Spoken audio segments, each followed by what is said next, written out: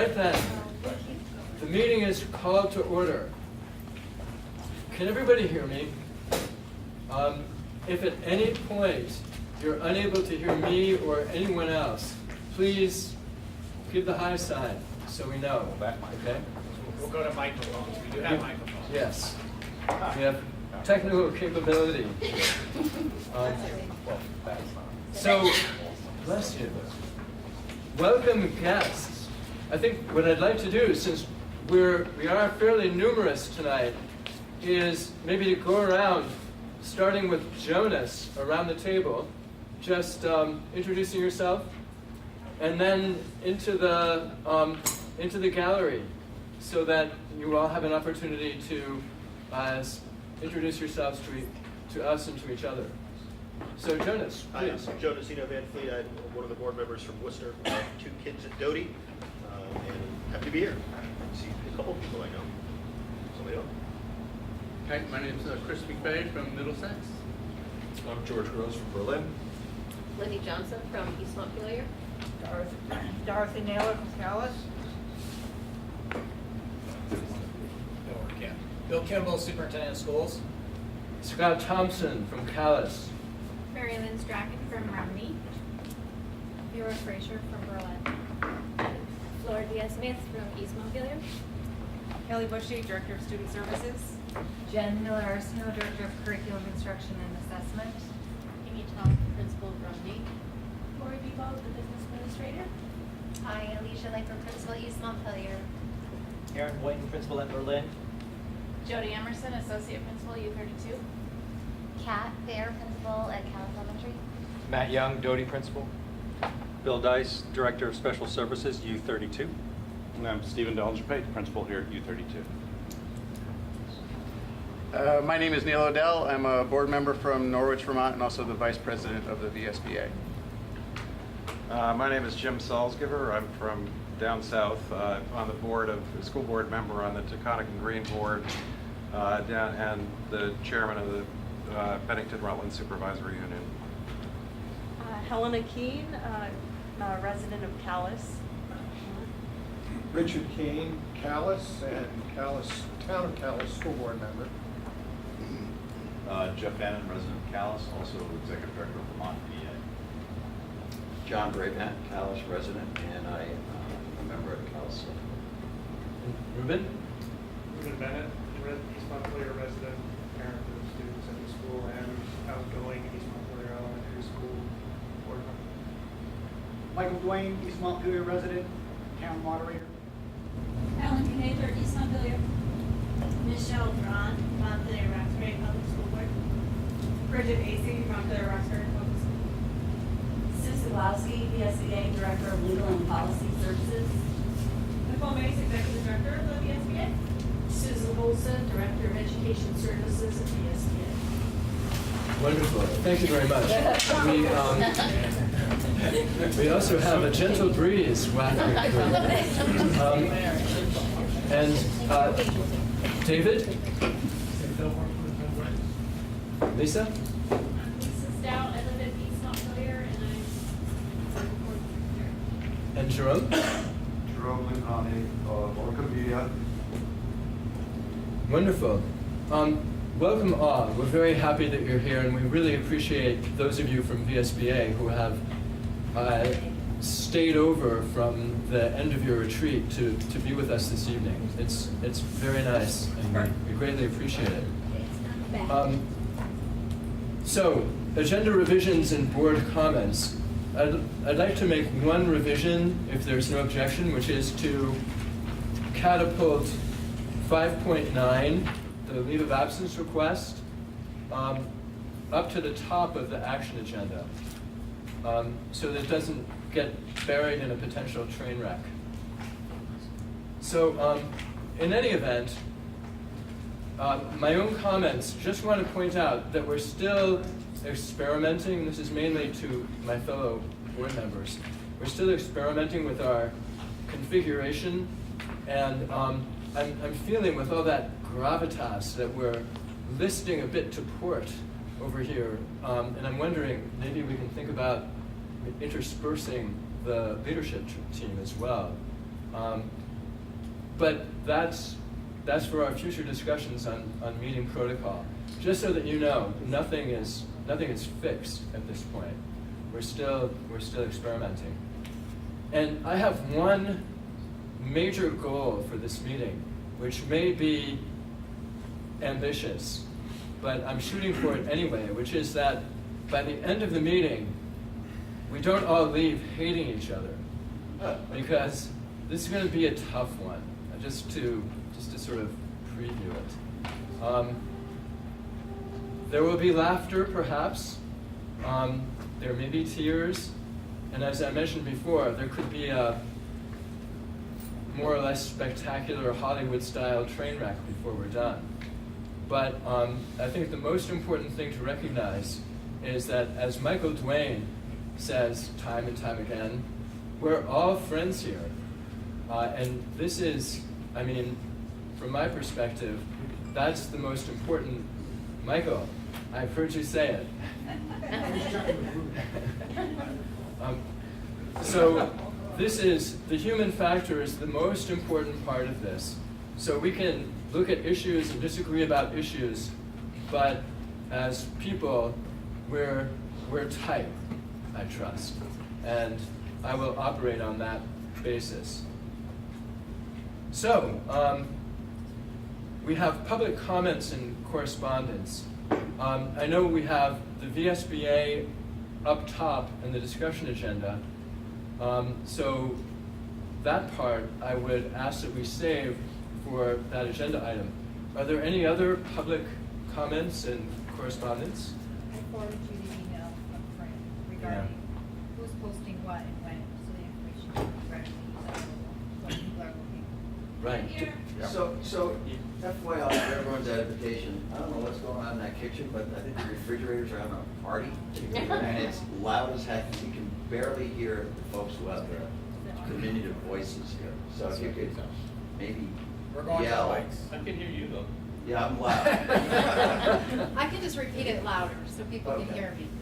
I had a public comment from a Berlin resident that the meeting dates. Talking to it. No. That the meeting dates were not, I don't think it's word down, on the calendar. I'll get it. My test. Well, in the meantime, did everybody hear at that time? Yes. No. There were heads and no. That the meeting dates were not on any of the school calendars or the new formulated board calendar. Yeah, this I think is, there are going to be many technical glitches that we have to be on the lookout for. We just have to expect them and then deal with them as we can, I think. Not a great answer, but the best I can do. We'll just keep working on it. Yeah, exactly. The warnings are still being posted in the usual places. Yeah. Yeah. So is there a way to say, ask someone to actually check up and then report back? Howard. That works. So is there a way to ask someone to check up and report back when they're on the website? The dates are on the website. I'll check again, Chris. Okay, we'll ensure that they are. I will just offer quickly that I was able to find this meeting on the WCSU website today. So I didn't look previous today, but it was definitely there today. Good. I'm happy to hear that. Thank you. The agenda and the packet were both there. Okay, thanks. Any other public comments that board members wish to share with each other and the public? Or public comments from the public that they wish to share with us? Holding off on Question, will the VSBA. public be allowed to comment on the individual agenda items as you walk through them? This is my intention throughout, to the extent possible. If it threatens to spiral out of control, I may have to wield my iron chairman's fist, but you know, in the velvet glove. So, all right. In that case, this is part of the experimenting that we're going to be doing, is to just give a chance to the administrators. At our last meeting, we had what I thought was, a nice and informative exchange with the board members who were there before George arrived and gave us a quorum, just to be able to find out what's going on. And I think on this particular occasion, you have a prompt, am I right? Yeah. Yeah? How would you like to proceed? 15 minutes, I think we're going to try to total frame this. I'm just saying, one thing right now. Scott, if there was a prompt, can we just get an idea of what the prompt is so we can listen with that in mind? Sure, Jen. Do you want to kick it off? The prompt was about the professional learning that folks in our school system will be engaging in during the summertime. Thank you. I'll start and briefly let you all know that from the perspective of the supervisory union, there's a lot going on this summer, starting with the day after school ends from at U32. So we offer a curriculum camp. It's a professional learning opportunity for teachers who want to engage in some deep work around curriculum instruction and assessment, pre-K through graduation. We have about 50 teachers signed up to do that. Each summer we offer the responsive classroom training to support the responsive classroom philosophy in our schools. We support that with federal money, and we're waiting to see if we have enough folks to run that this summer or not. We do require minimum participation, and we have blessedly very little staff turnover this year, so that may or may not happen. We always conduct a mentor training for our teachers who are being mentors to our newest teachers, and we conduct a new teacher orientation for 3 days in August. We also, I'll let the principals speak a little bit more about some of that work and restorative practice. The other big thing that we're doing this summer is offering summer school to U32 students, so there will be a lot of professional learning for the teachers who are involved in summer school as we support our students who are choosing to attend. As you know, per the contract, teachers are able to earn graduate credits, and I have 3 teachers that will be engaged in summer learning. The first is around imagination, creativity, and innovation for technology integration. Another pre-K teacher will be expanding our ECO program to include her study at the North Ranch Nature Center. And then finally, in music, I have a teacher who will be renewing her first steps in music certification.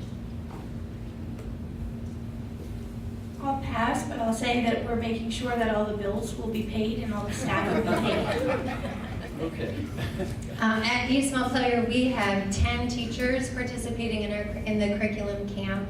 I also have 10 staff who are going to be, and they informed me this is professional development. They are going to be teaching in the ESY program with one another. I have 2 teachers who are going out to Denver to a coaching institute to bring back some more learning around coaching for our staff. I have 3 teachers who are going down to Teachers College to learn about phonics units of study to bring that back to our staff. I have a paraprofessional who is getting her special ed license, so she's going to be taking some special education graduate courses, and a few teachers who are doing some math work through the Higher Ed Collaborative.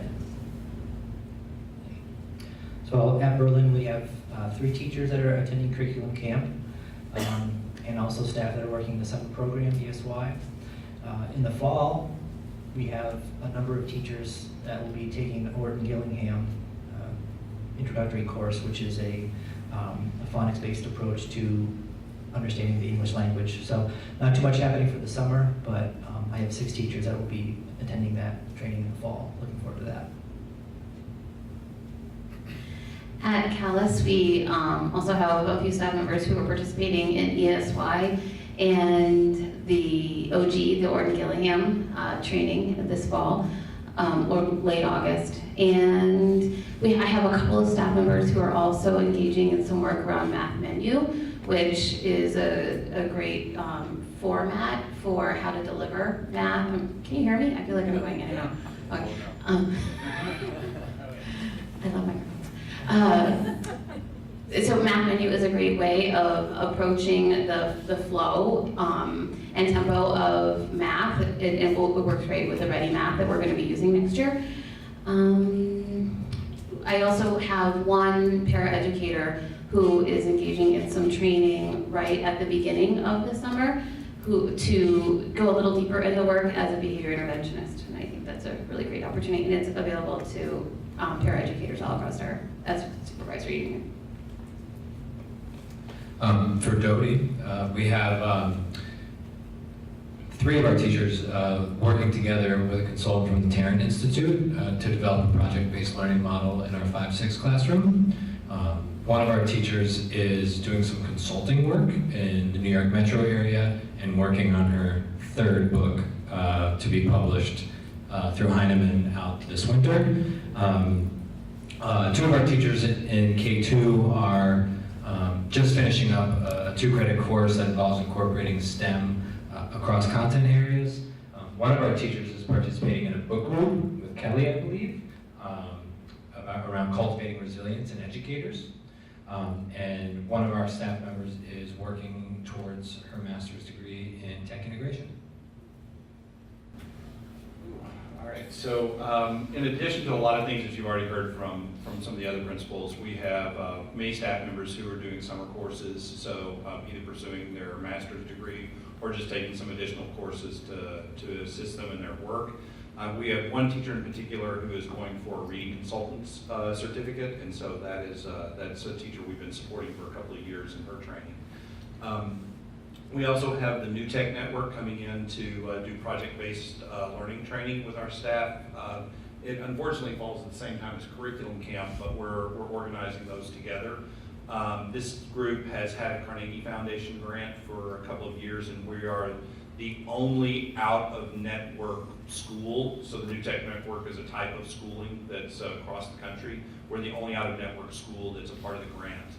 And so we have teachers from our middle school that did the training 2 years ago, our 9th and 10th grade teams this last year, and now we're opening it up to any other teacher who wants that.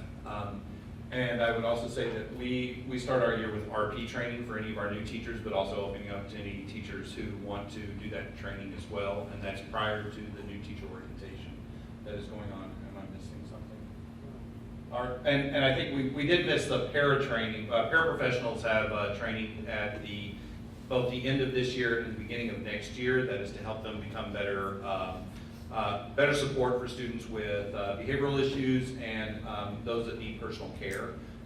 So a lot of our paras end up in those roles, and so this is just to up their game where they have some new tools to be able to do that work. That's it? All right. Steven, who does that training for the paras? Kelly? I'm organizing it. Oh, okay, thanks. Yeah, that's district-wide, so for all paras across the whole district that we're doing that. How about the work of the leadership team? The leadership team? Yeah, we're doing stuff. Retreat? What's that? Our retreat? Yes, so the leadership team itself does, we do a retreat in July. There's 3 days that we come together, but we're also running the ESY program. That's the summer program for students with high needs. And then we also have summer school that's going on here at U32, so we're involved in that. And then we have 2 new principals that we're going to onboard. So there's, we'll help them get settled in as they get here, along with an interim superintendent. So a few things happening for us this summer as well. And for some reason, you guys only gave us like 6 weeks off between when kids leave and when kids get back. So thanks. That was all us. Yes. The weather gods took care of that.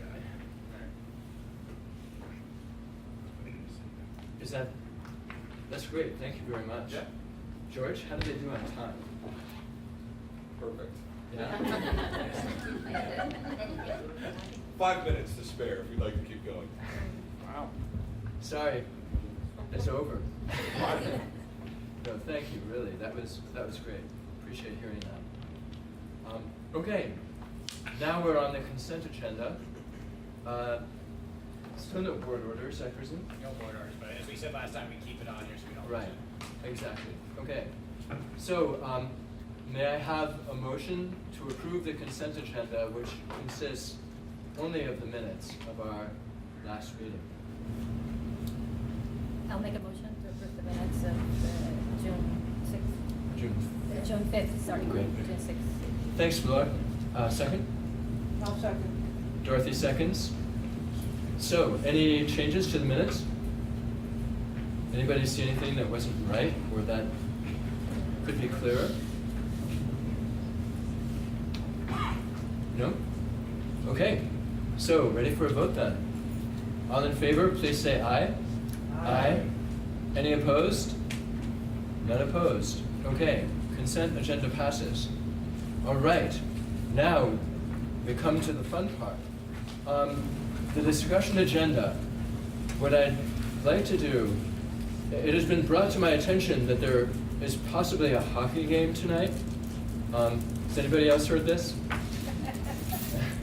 Thank you, Jeff. At least someone out there is a fan of this. Okay.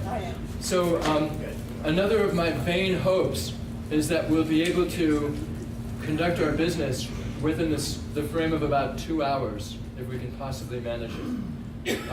To this end, George, as I mentioned before, has agreed to be timekeeper. The real, almost all of the meat of the meeting is in the discussion agenda. So I was thinking 45 minutes for the entire discussion agenda is probably unrealistic, but I might shoot for it all the same. For the VSBA, I'd say 20 minutes of essentially allowing people to talk and to share what they have to tell us. One thing I should mention, because the VSBA all by itself, the Vermont School Boards Association, is a big and important organization that does many things. In order to focus the discussion, the reason why we're having the discussion in the first place is basically because of Act 46.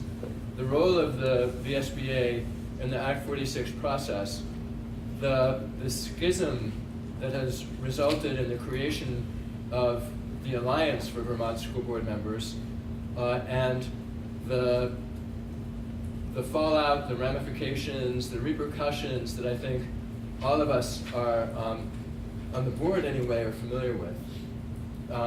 So, because this is the reason why we're discussing VSBA, another vain hope that I have is that this is what we'll actually be discussing, or at least focusing on discussing here.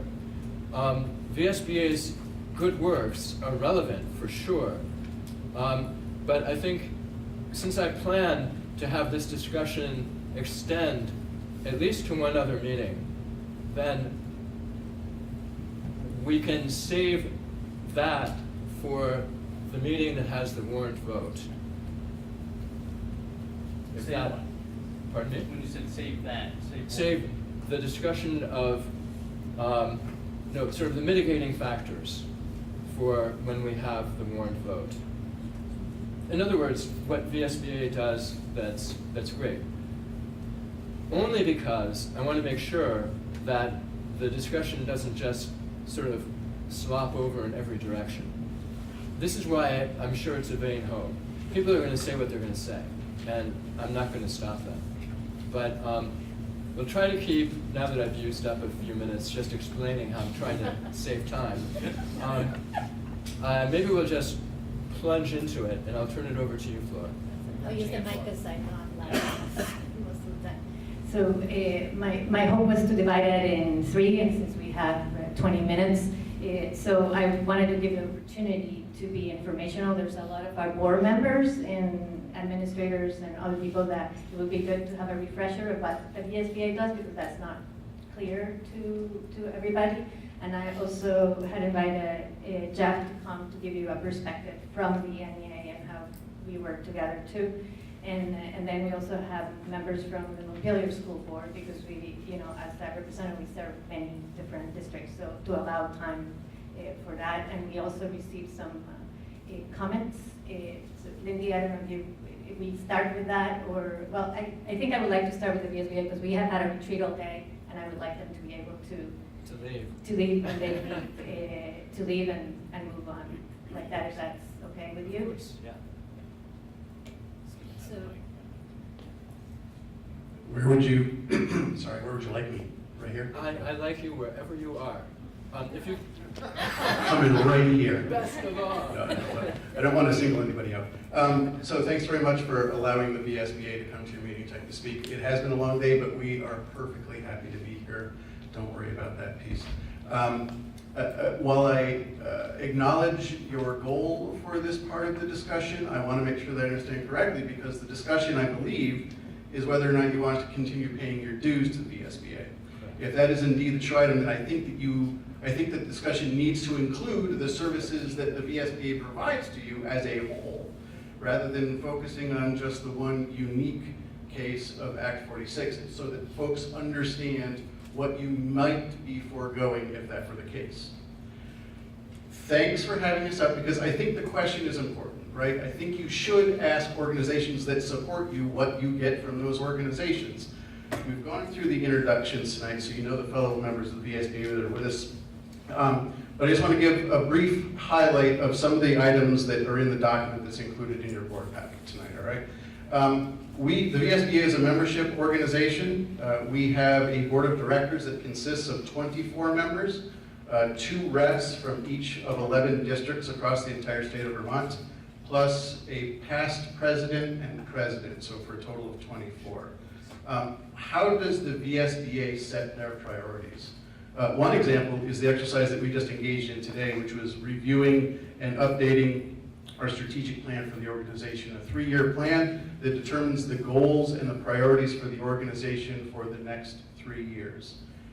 The other 2 important pieces that drive the priorities of the VSBA are our resolution process, a process which is driven in large part by member school districts. Member school districts submit to the VSBA for consideration at the annual business meeting resolutions that they think the VSBA as an organization should take up for the coming year or indefinitely, depending on the nature of that.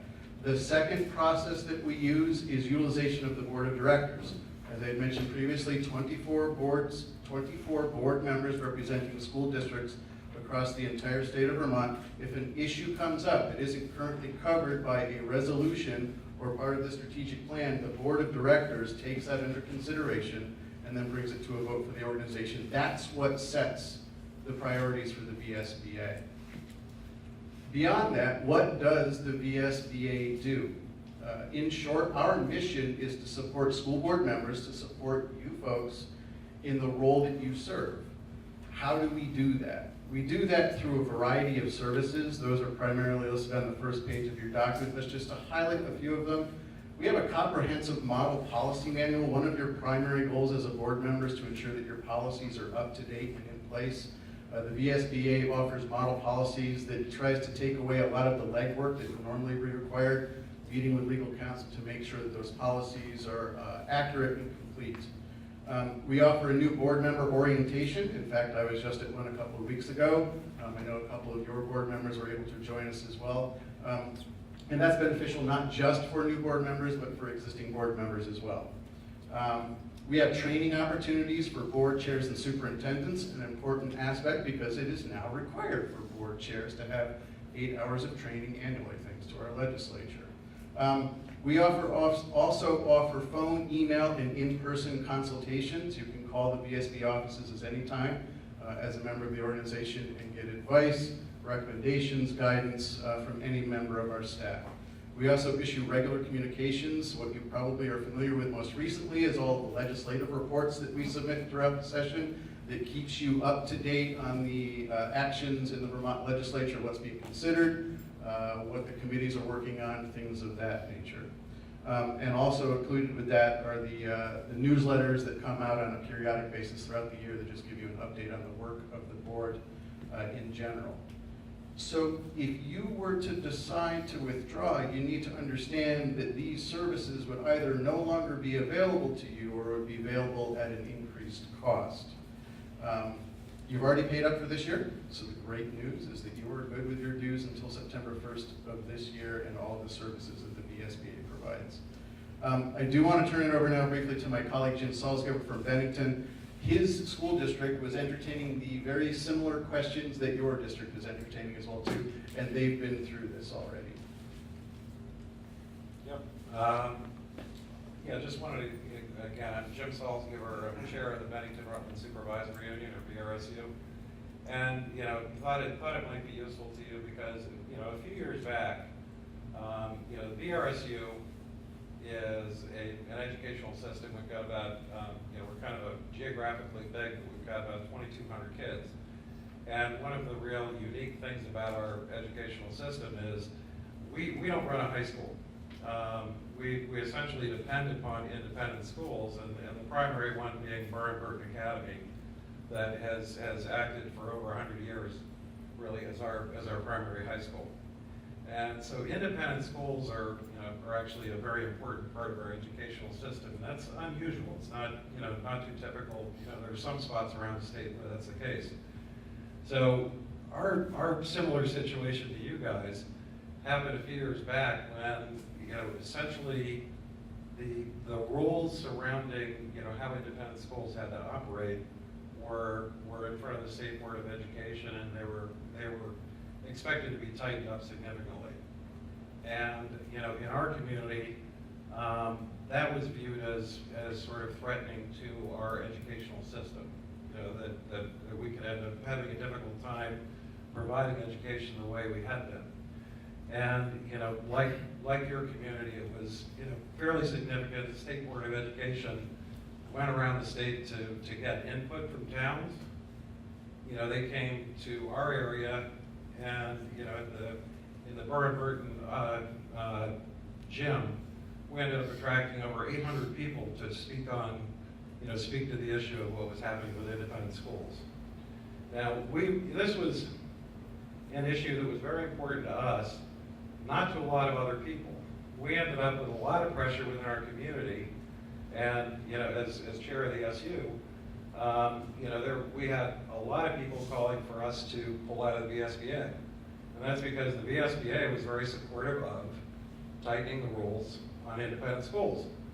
And so we spent months in school board meetings and in lots of discussion, public discussions, addressing the issue of, does that make sense for us? And essentially I'm here just to tell you, the results of our discussions were, as Neil just covered, the VSBA does a lot of things. And we decided that this was one particular major issue for us, that the VSBA was acting very much not in our best interests. But when we looked at it, we had to look at the full relationship with VSBA. And where we came out was, essentially, we didn't feel we could afford to lose a lot of the elements of what VSBA does for us. And I think, so we decided to stick with it.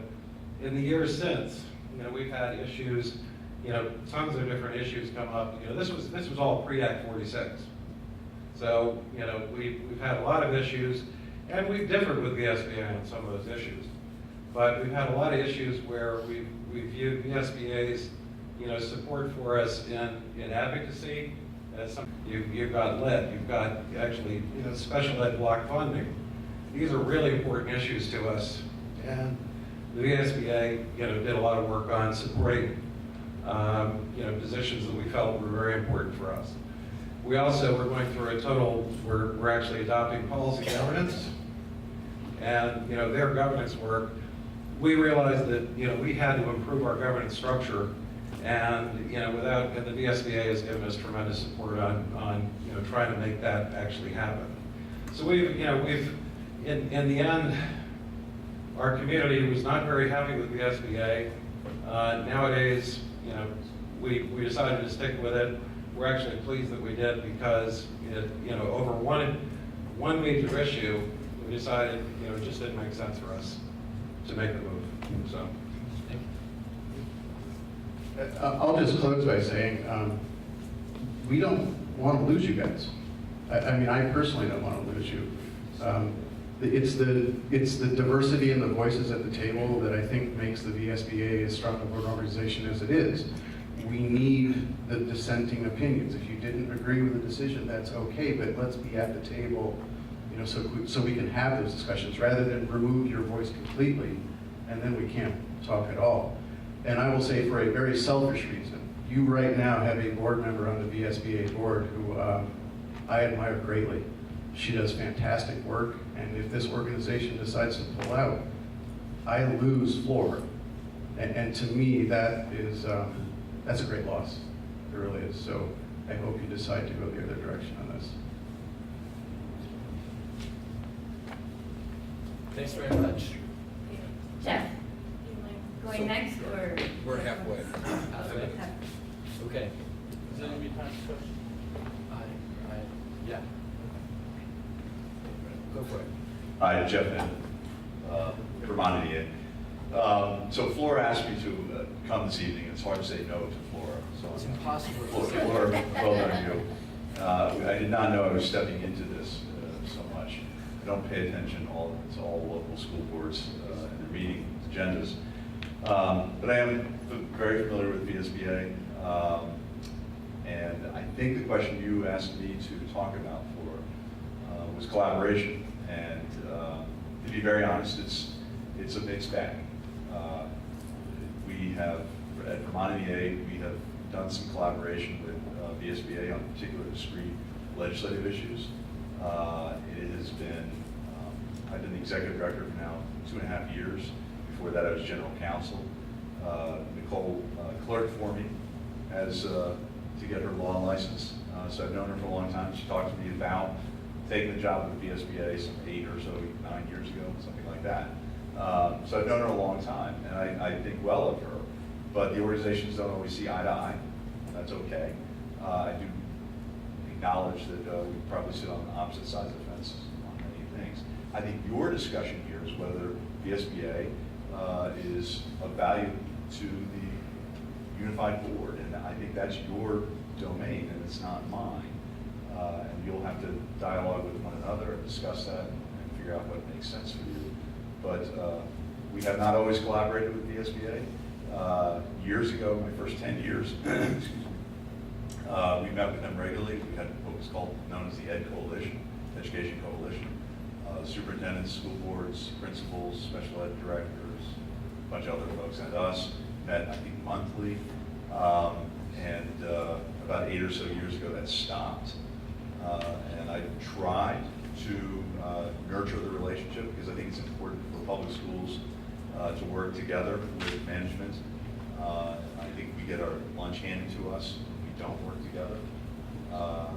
And I'd like to think we're making inroads in that effort, but it's not like it used to be where we worked monthly and collaboratively all the time. It's a discrete issue by issue.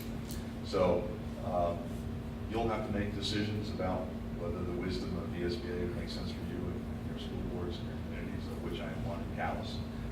Acknowledge that. And I don't envy your decision making. It's a tough one, and I wish you well. I'm not sure if you have any questions. No, the question that I had sent you was more about when you had like press conferences together, and when there have been issues, like right now, you guys worked on the water issue together, and issues On the that water issue? on lead. Lead, yes, no, I'm not, the reason I say that is we didn't sign on to the letter that I think the two prospect folks, as I call them, superintendents and school boards and principals all had signed on to the letter. We did not. It was too rushed for a couple of reasons, and we just decided not to. But we do tend to work, ed funding. The yield bill just passed. With the special ed? Special Ed Act 173 is a huge issue, and we acknowledge that. And we're working with them collaboratively on that and some other issues. So we do work collaboratively with VSBA. There's no question about it. I'm not hiding from it. It's not like it used to be 10 years ago, but nothing is. Thank you. Chris, did you have a question? I do. This is the VSBA, 2 questions. Chris, can we just wait 1 minute? Is that okay? Can we wait 1 minute because we have 2 other people here, and then we can go ahead for questions. Is that okay? And I don't know if both or whoever wants to propose it.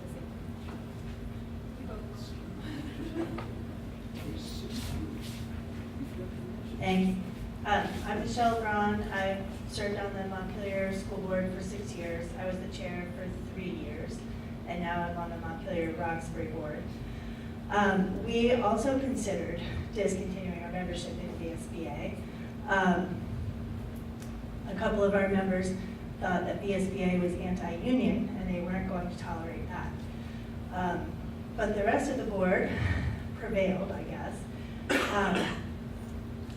Because the important thing about VSBA is that it's a membership organization, and it's the members who drive the agenda. The VSBA itself is just, staff people who work on behalf of the members.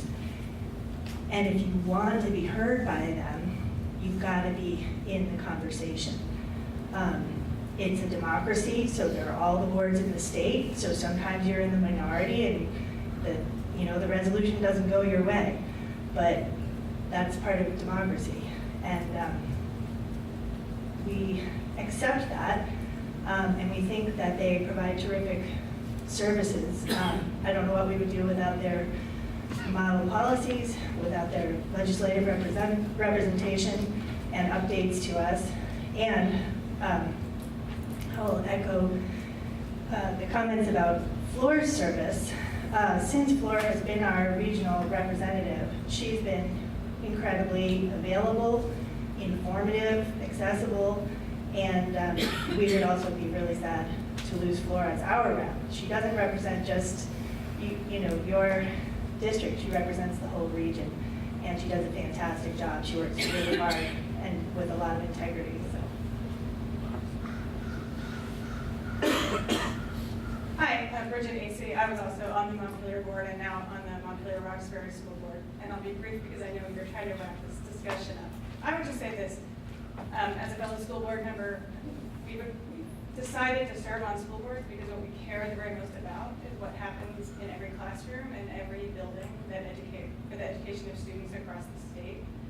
And we make a commitment to be part of the governance process for education in the state. And I think what you've heard tonight is that the VSBA is part of that governance process. And what's important is to be a voice within that process that advocates for the interests for your students and for students across the state.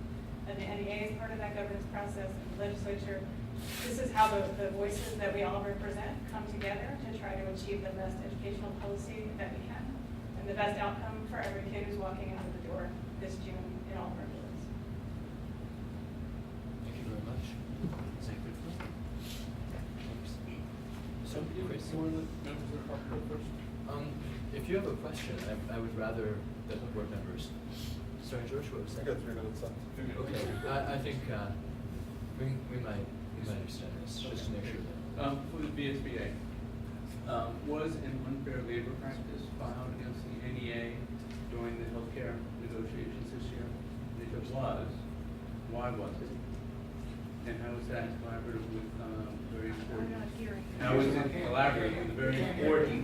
You can't hear me. Chris, you need to speak right into the mic. Okay, so who's gonna answer this question? Who should I direct it to? What's the question is about, did the VSBA file an unfair labor practice claim against the NEA during the negotiations over the health care this year? And if it did, why did it? Since it seems that these are very contrary to the IBB practices we hold to here when we're negotiating contracts. Sure. I'm going to pass this one on to Nicole. Thank you for the question.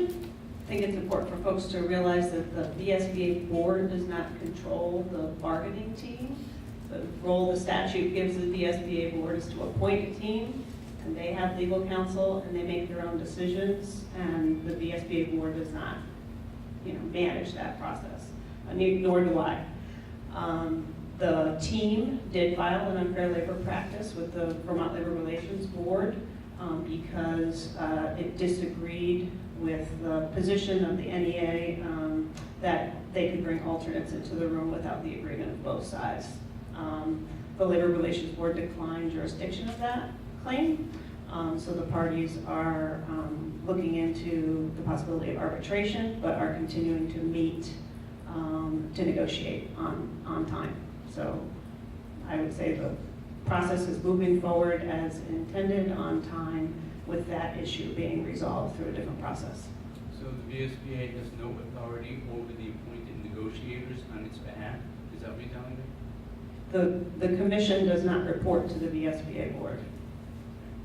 All right, second question, and you raised it yourself in your materials here about the relationship between the VSBA and the superintendent's organization and the principal's organization, and that to me is a concern.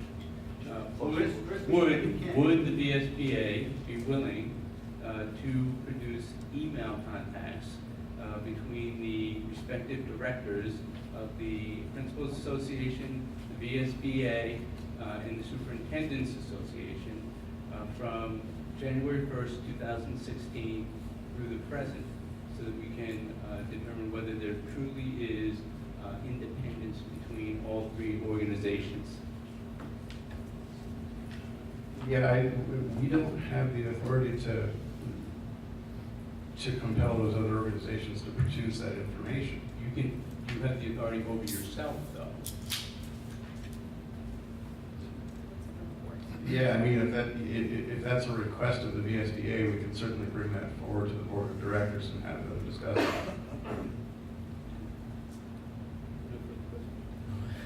Okay, thanks.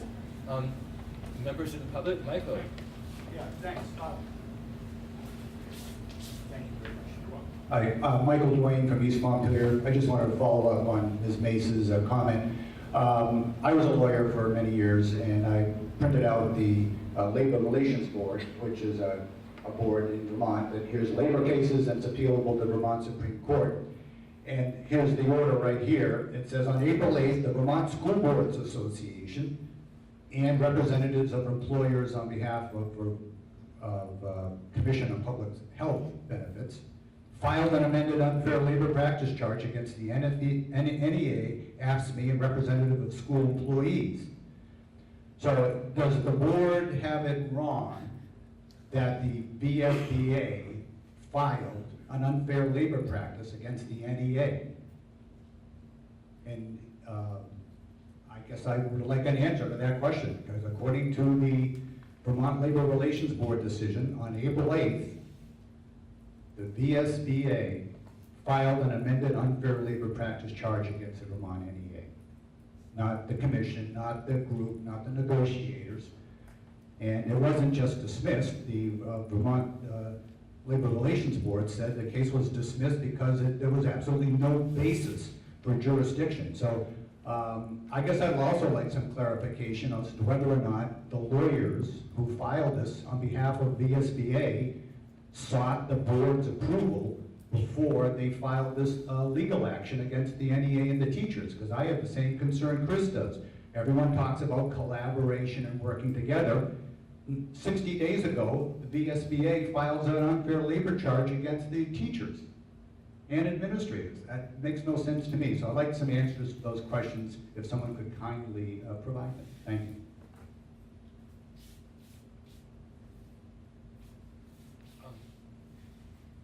So that question is now out there to be answered, not right now, is that all right? But at some point. Sure. Okay. Yeah. Does Rick? You know, I'm not a lawyer, as we have many in this room and on our boards. I mean, I appreciate what VSBA has done for us. Model policies, believe me, we have the intelligence and the brains to write our own. What I have seen here is an abuse of representation.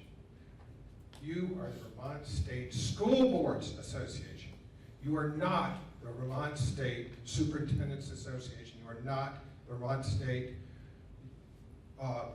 Agency of Education Association. You are there to represent us, and you have thrown us under the bus, many, many small communities in this town. Nicole, you have, this is unconscionable. Rick, sorry, no ad hominem. Okay, I'm just. You need to address the chair. Okay. Yeah. No, this is unconscionable, to my opinion.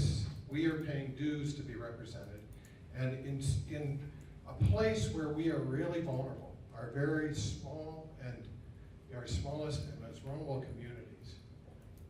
And this was a chance for that association to actually stand up and guard our flags. Instead, they machined us from behind. And those serve, to me, that is unforgivable. This board should withdraw from that organization. It's no longer representing us. We cannot trust them. We will find a way to provide those services for ourselves, or we will form another organization, which is already happening, to rebuild this ethic, to come in with an ethic of representation as it should be. Because I think it's pretty clear, based on the actions of the past 5 years, that we have lost that. We are not being represented fairly. We're being thrown a few little bones, but when it comes down to the serious stuff, we are being thrown under the bus. Thank you. John and then Ruben. Yes, thank you. My name is John Brabant, Town of Calais. So I'm going to ask that you not, at least at this meeting, rush to approve funding for another year of the Vermont School Board Association. A lot of you are new to this, and at very least, if you're unsure, I'd ask that you take your time and actually view the video that I recorded of the Vermont School Board Association Vice Chair, who's here tonight, of his testimony before the Senate Natural Resources Committee. Senate Education Committee, I'm sorry. I think his testimony alone will help you decide whether or not it's appropriate to continue to fund this organization. His testimony, I think, if you were to watch it, you would see that they did not represent the collective interests of the 5 individual elementary school districts that, prior to the merger, made up our supervisory union. I got some notes here. So the Vermont School Board Association actively worked toward the demise of small rural elementary schools and pressed for state-forced mergers, despite having a significant portion of its board membership being opposed to that. They took a vote of 18 members, if I got the board members, not too many months ago, as to whether they should testify in support or to oppose the extension of time that we all, folks in our collective 5 districts, were seeking to allow us the time to do a measured approach, a thoughtful approach to developing a budget. Right now, we're on a very tight time frame, and this budget right now has been slammed together, as you know.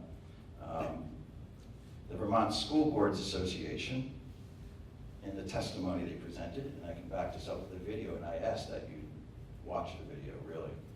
They castigated you all, us. They demonized us and generally labeled us, our elementary school boards, who voted to challenge the state-forced mergers, as obstructionist, and advocated against the clearly stated and voted interests of the 5 school districts that are the members of U32 Supervisory Union.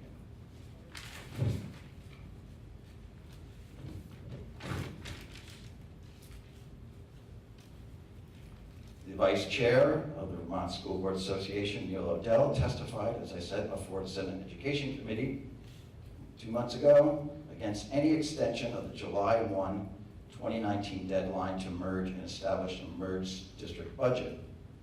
The VSBA Vice Chair implored the Senate Education Committee to not allow the future merged district boards to have say over the merged budget by sticking to the July 30th, 2019 deadline to vote through a merged district budget. John? Yes. Excuse me, that looks like a lot of papers. Yeah, let in me your hand. dump some of these. And we have, I've been given the 2-minute sign, and we still... Okay, well, you know, they had a lot of time to present their case, and I'm almost done. Okay? The VSBA, while funded with public dollars, very much operates as a private organization. Its association records, as Mr. McVeigh brought up, have not been made available to the general public, nor have staff salaries and benefits, and they're generally not part of the public record. For these reasons, I ask that you not vote to continue funding for the VSBA, and instead consider bring folks in from the the Alliance for Vermont School Board Members. It's a newly formed organization. Their sole purpose is to represent rural communities such as ours and ensure that we do truly have a collaborative process and that they will not ever testify and move legislation that operates contrary to any of its members.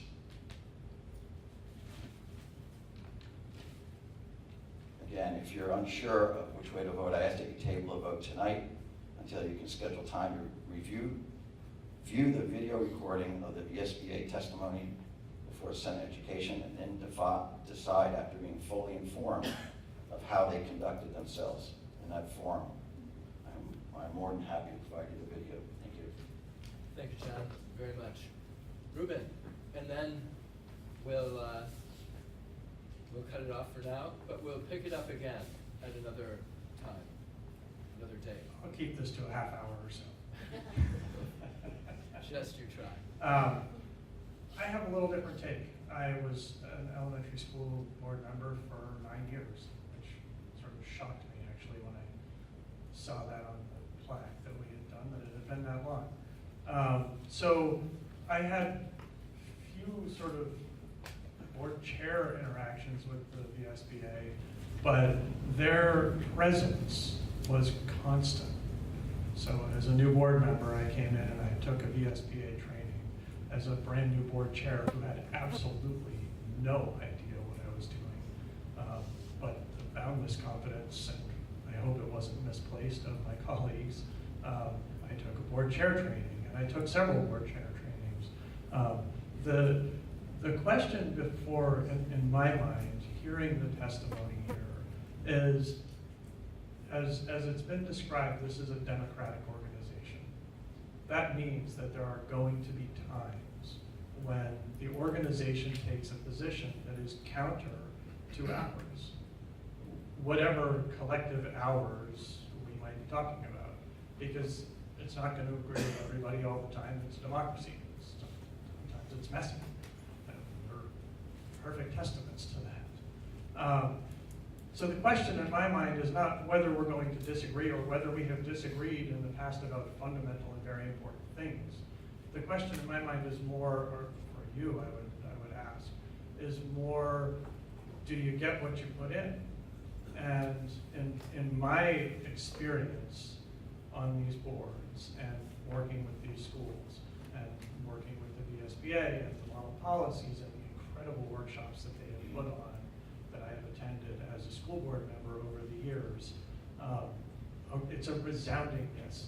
Even if I'm in alignment with some of the questions about disagreements and policy, those are bound to happen.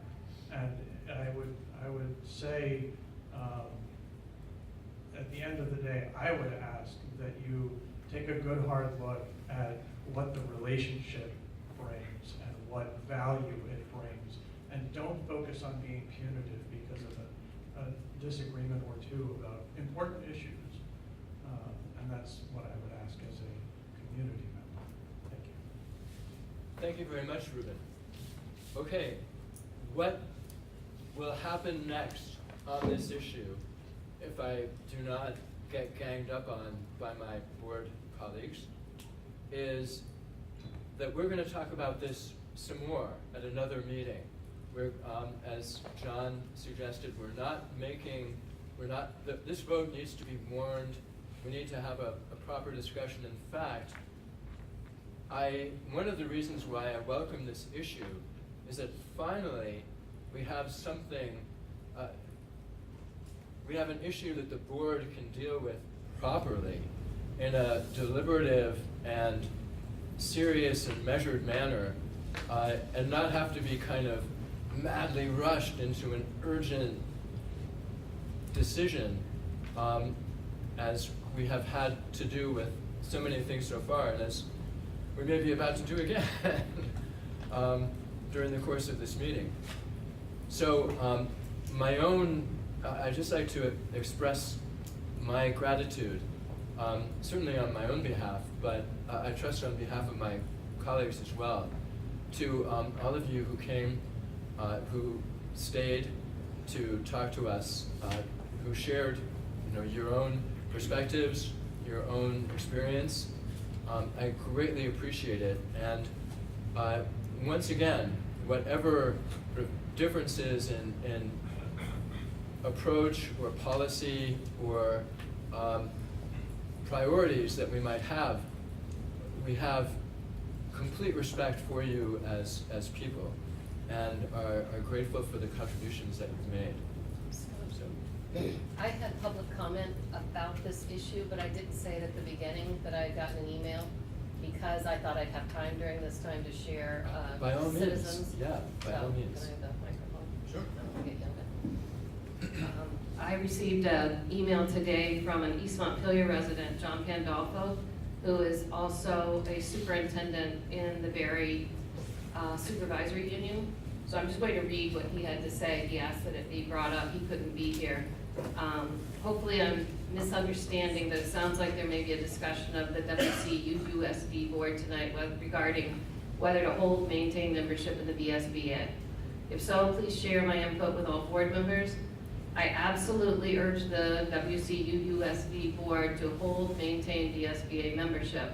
As a resident of East Montpelier and the superintendent of a newly merging district, I would question why any thought would be given to not holding or maintaining VSBA membership. I can think of no valid reason. I would hope there is not a partisan, biased sentiment against VSBA related to any perceived position on Act 46. VSBA supports school boards, districts, and school administration and school systems in general in many, many ways. This includes policy support and development. I believe many of the WCSU policies reflect the VSBA models. Advocacy on many fronts, training and guidance, as well as in many other areas. WCSU has clearly benefited from VSBA support in the past, and it would be short-sighted to give up that support. Our school systems, including our boards, benefit from unity. Respectfully, John Pandolfo. Thank you, Lindy. Could I ask that be added to the record, since it's been I can send it to you. Well, Send it to Lisa. Yeah. Fantastic. Thanks very much. Okay, so this particular agenda item is closed, to be continued in the future, and it will be warned so everybody will know what the timing is, what the nature is. Ellen, You just have a point of order. please. When will the questions for clarification be answered? Will they be answered at the next meeting? Will they be answered and put out to people? Do you see what I'm asking? Yeah. So when will we get the answers to those questions? These are, May I make a suggestion? Sure. I would suggest, Scott, that from this record, that either the chair send a letter to the VSBA board asking that question that was asked, the questions that came from here, and they can determine how they want to answer them. But if that's what you'd like to do, would be a way of making sure they happen. What I said, Michael, I hope sorry, I was talking to Scott, pointing the wrong way. Thank you. I suggested to Scott that maybe the chair could capture the questions from this meeting and send them in a letter to VSBA. Thank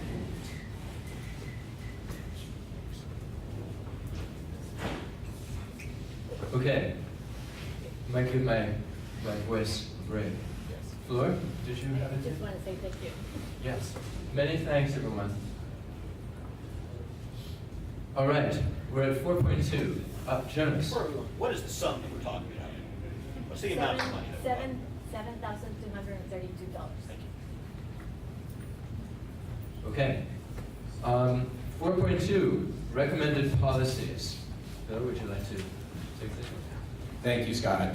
As you know from the last meeting, we have some policies that we're trying to, we had, in my last memo to you, in the last board packet, we had talked about dividing the policies up by the VSBA categories. They have the policies of required, recommended, and ones to consider. And at that meeting, I also explained to you that the leadership team had developed a subcommittee that consisted of Aaron, Jody, and myself to review all the policies. And the day after the meeting, we actually looked at the policies. And I'm on pages 6 through multiple, but really the first 3 or 4 pages of this. What Jody, Aaron, and I quickly understood was we had enough, the last time we brought you the required policies, and they were the same across the whole district in all the buildings and the individual, except for one that was new on student media that Scott asked everyone to review, and we'll talk about later when we get down to actions. I asked the question, or I think it was myself, to ask Jody and Aaron, what do we need for our handbooks? What do we have to have in place for the start of school? And so that changed the categorization scheme, and that's why you see 3 tables in here. I wanted to show everyone a crosswalk from the VSBA, which I gave you last time, from the recommended and the policies to consider, and you'll see a column on the left-hand side that says need for the start of school. So we took all those ones that have X marks and made a 3rd table that we are just titled need to have, and not already sent to the board. Sorry, it wasn't very ingenious. And all the policies that are not shaded are fairly uniform, or there is one that's at the Washington Central Supervisory Union level that represents it. Because we wanted to try to make it as, I guess, trying to think of an efficient process and to try to point out where there wasn't similarities or where there were things that needed to be figured out. So in the ones that are white, there is, you'll see if I go all the way down, you'll see notes on the side if there was something different. So if I go all the way down to C21 on page 9, you'll see that for U32, our note of our analysis is that slightly more detailed in the elementary at U32. Okay, so you can see our analysis. Where you see the ones that are blue, we are suggesting that a work task force or a work group come together that's made up of a couple of board members, Deborah Taylor, your new interim superintendent, Aaron and Jody, to look at the ones that are in blue, because there's some language that's going to need to be considered. The other ones, either there wasn't anything, and you might say, hey, we're bringing like C28, you may say, I want to throw that into that group, and that's fine. We don't, and our recommendation is that we need these in a policy in some form by, I think it's August 26th, the first day of school. So we're trying to actually cut the work, but at the same time, say what's really necessary. Aaron and Jody, did I miss anything in our work or explanation? I think, hopefully I can be loud enough. I think some of the notes are also about what is covered. Some of this, we noted, doesn't necessarily need a policy, or some of them that didn't get on the need to part. You might have noticed in the notes it says that they're covered by the master agreement, or they're covered by Vermont state law. So some of them, we didn't move forward into this need category because there's another place where it's covered already. So that's why it's a smaller list than what it could be.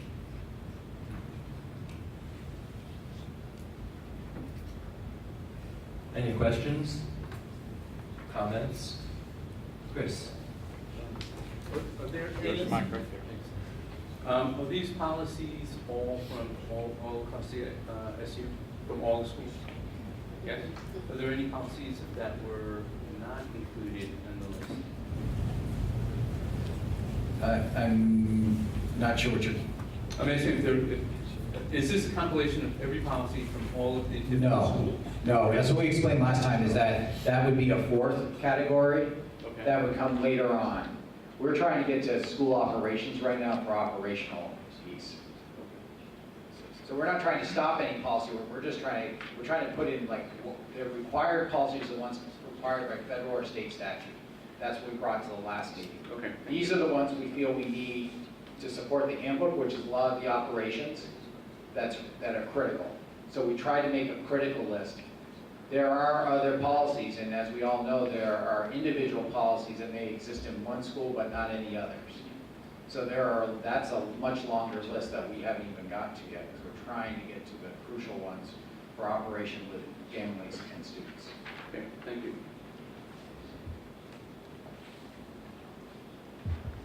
May I ask, is there any possibility of a temporary fix for some of these anyway?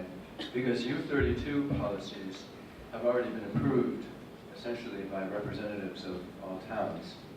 We can't. You can't take those. You've got to start. We have to start from. Can we say we'll just carry over U32 and adopt them as interim unified union district policies until, and just have that so that we're not, under yet another gun? Well, yeah. You could, this board has the authority and responsibility to enact policies. So you can do as you so choose. Our recommendation is what we set forth to you. Many of those, as you will see in the notes, if I look at C34, which is restraint and seclusion, there's nothing at the elementary, but there is something at the U32, so we put that in there. If you brought all of U32 in, U32 has a lot of extra policies that never appeared in the elementary schools. So I think if I wanted to think from an elementary perspective, I want to make an analysis on those policies, which our group has not done. The three of us that are doing this review.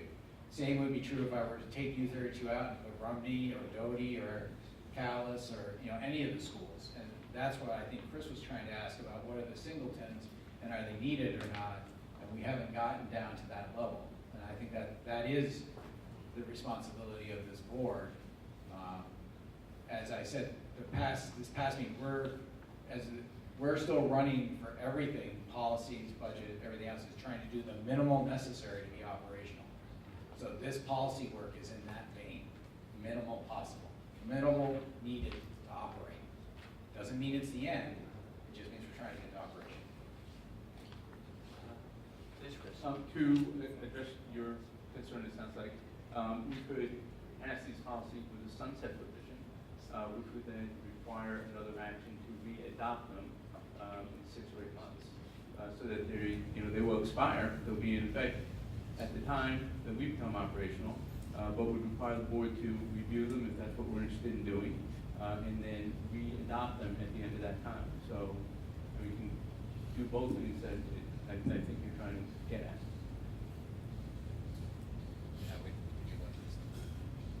So Chris, there are boards that do that. Yeah. I would recommend to you that you do it over the whole academic year so things don't change for families and students. That's fine.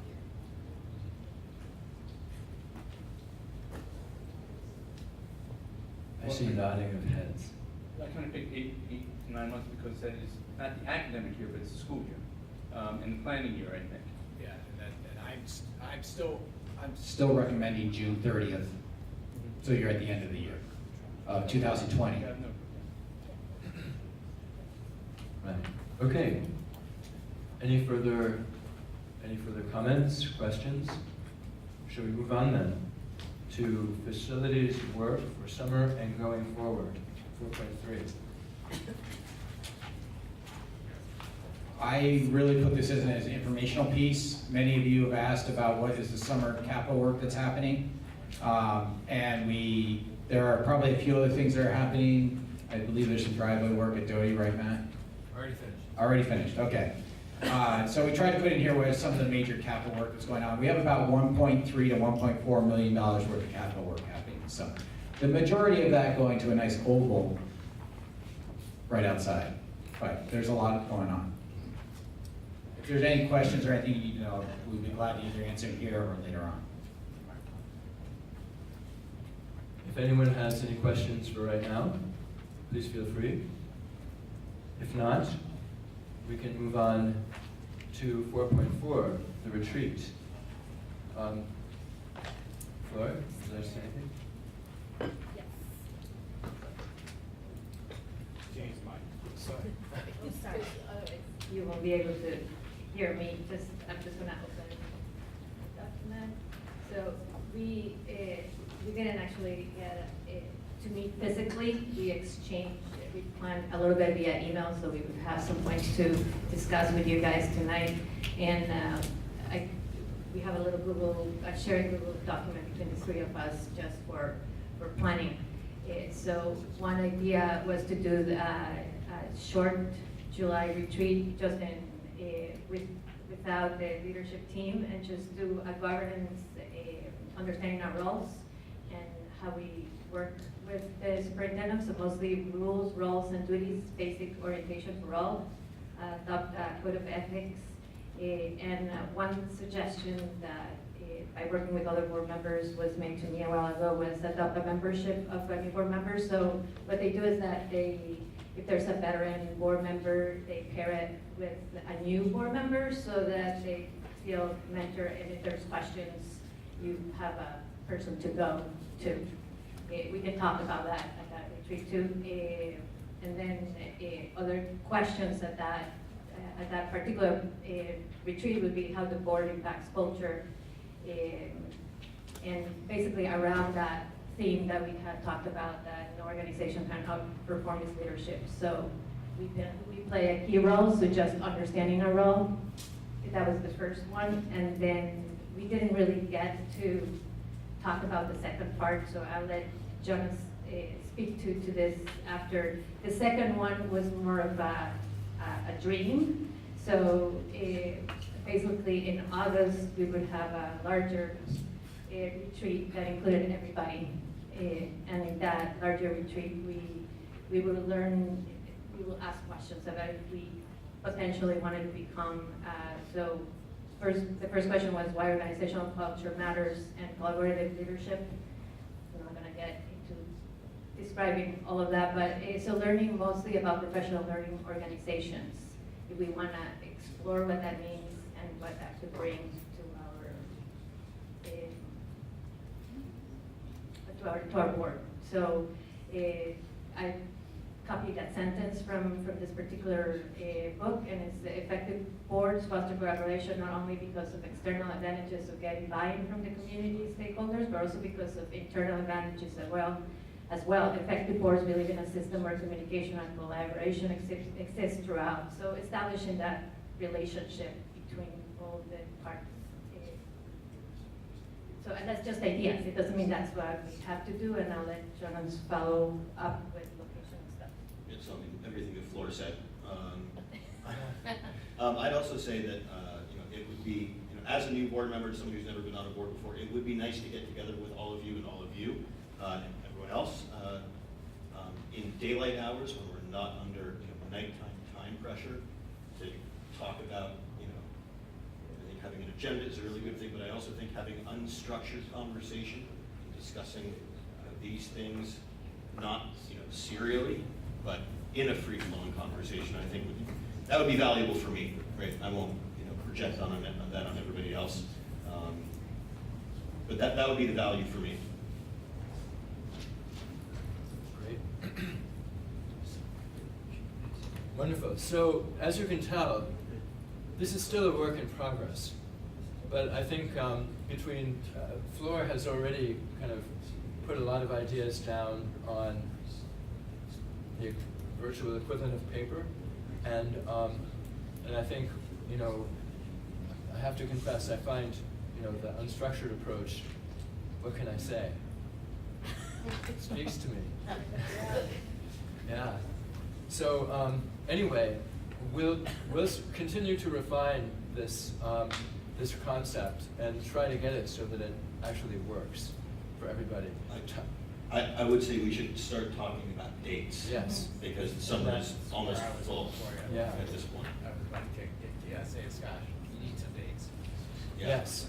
And a decision if we want to break it in two, if we want to just have one, and I feel strongly that we should break it into. Yeah. I'd agree with that. So, you had an idea. So I had an idea for, I think, the second weekend in August. That didn't work for Floor, so we have the third weekend in August, which is the 17th. So 2 dates. Right. So Jonas, can I just give a piece? Please. For my, I have to say for my administrative colleagues, For my administrative colleagues, the week before in-service for them is induction, as you heard from Jen, and is a week full of teacher pieces. They're all usually working over the weekend because their first day of school, or students' first day of school is the 26th. The first day of school for them is the first day of in-service, which is the 19th, am I correct, Jen? So anything that weekend is really a cram weekend for the leadership team. I'm not saying they can't do it, I'm just trying to kind of give you a window into their lives. Understood. I can't make the first weekend, Floor can't take the second weekend, third weekend is too close to the beginning of the school year. Well, for the leadership team. For the leadership team. I mean, But I think it's important to have that.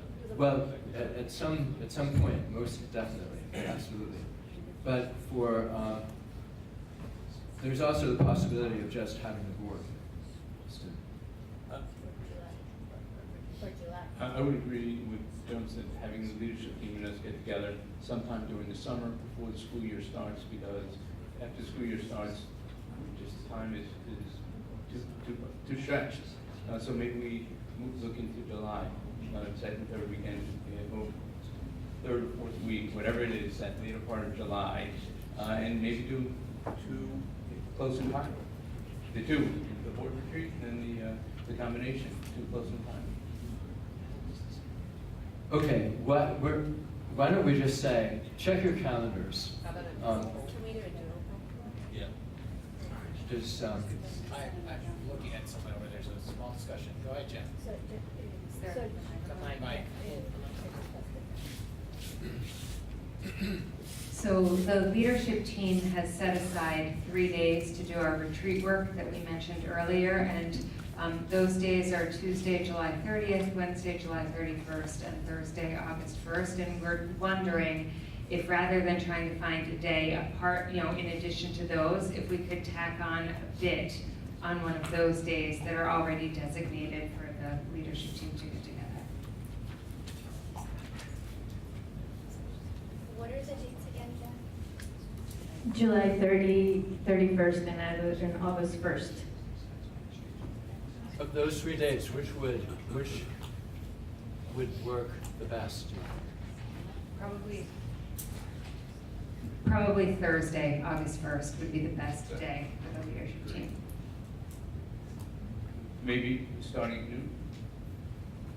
Like having, and then we have a dinner or lunch or something like that at the end of the day?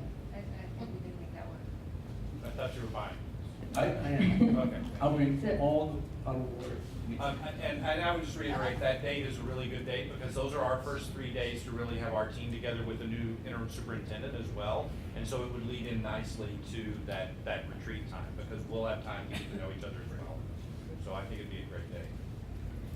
So I just say selfishly for myself, I am happy with those days and I'll help on the planning. There's a very large chance that I'll be away and uncommunicated for 12 days.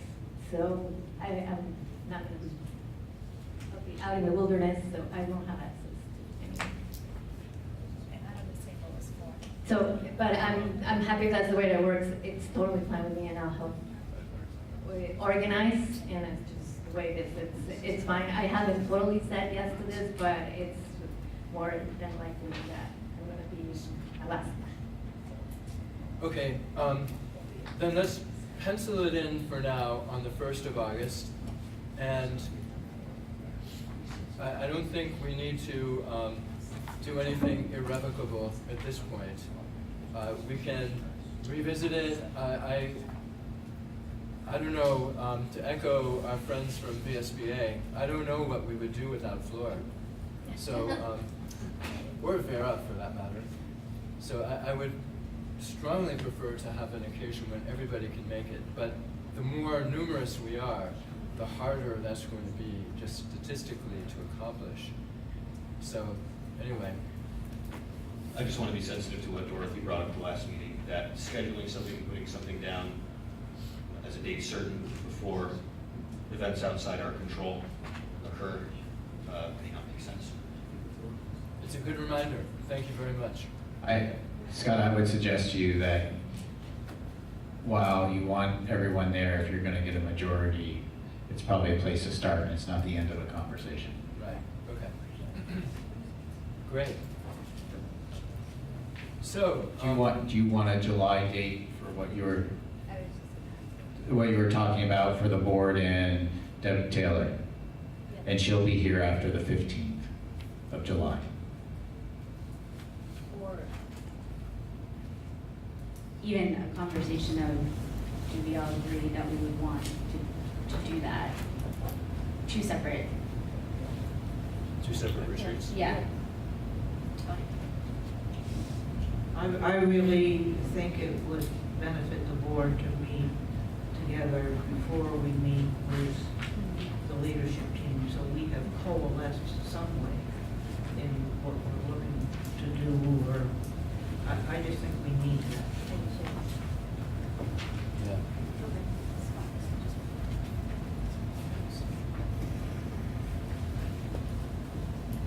So, are there any dates in July?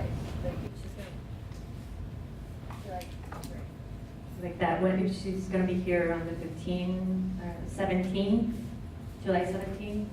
If you look at your calendars, I don't know. And I will tell you, Flora, I talked to her yesterday because she and I spent the day together.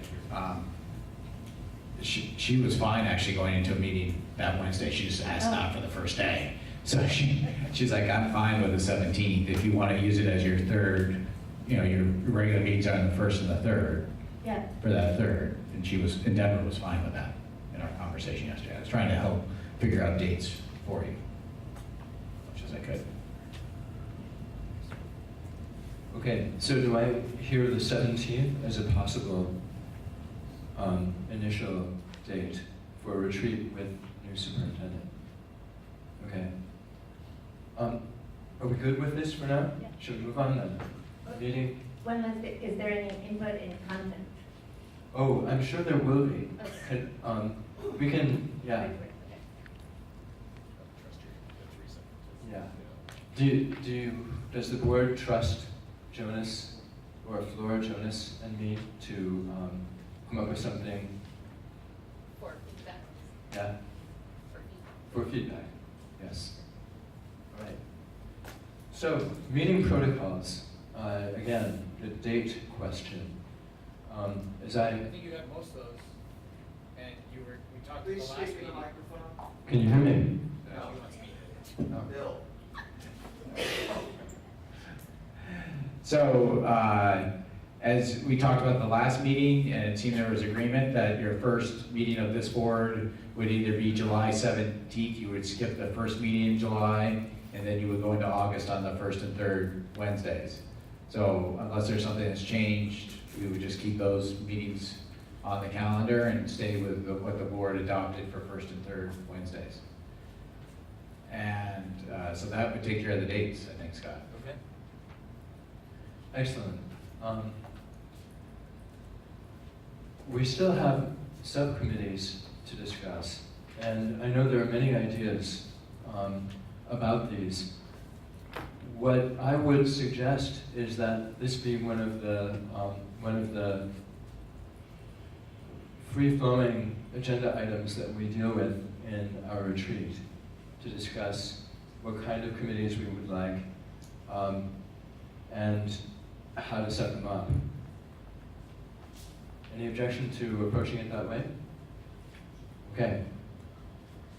So, again, if everybody's okay with this, we can move on to communication for budget and amendments.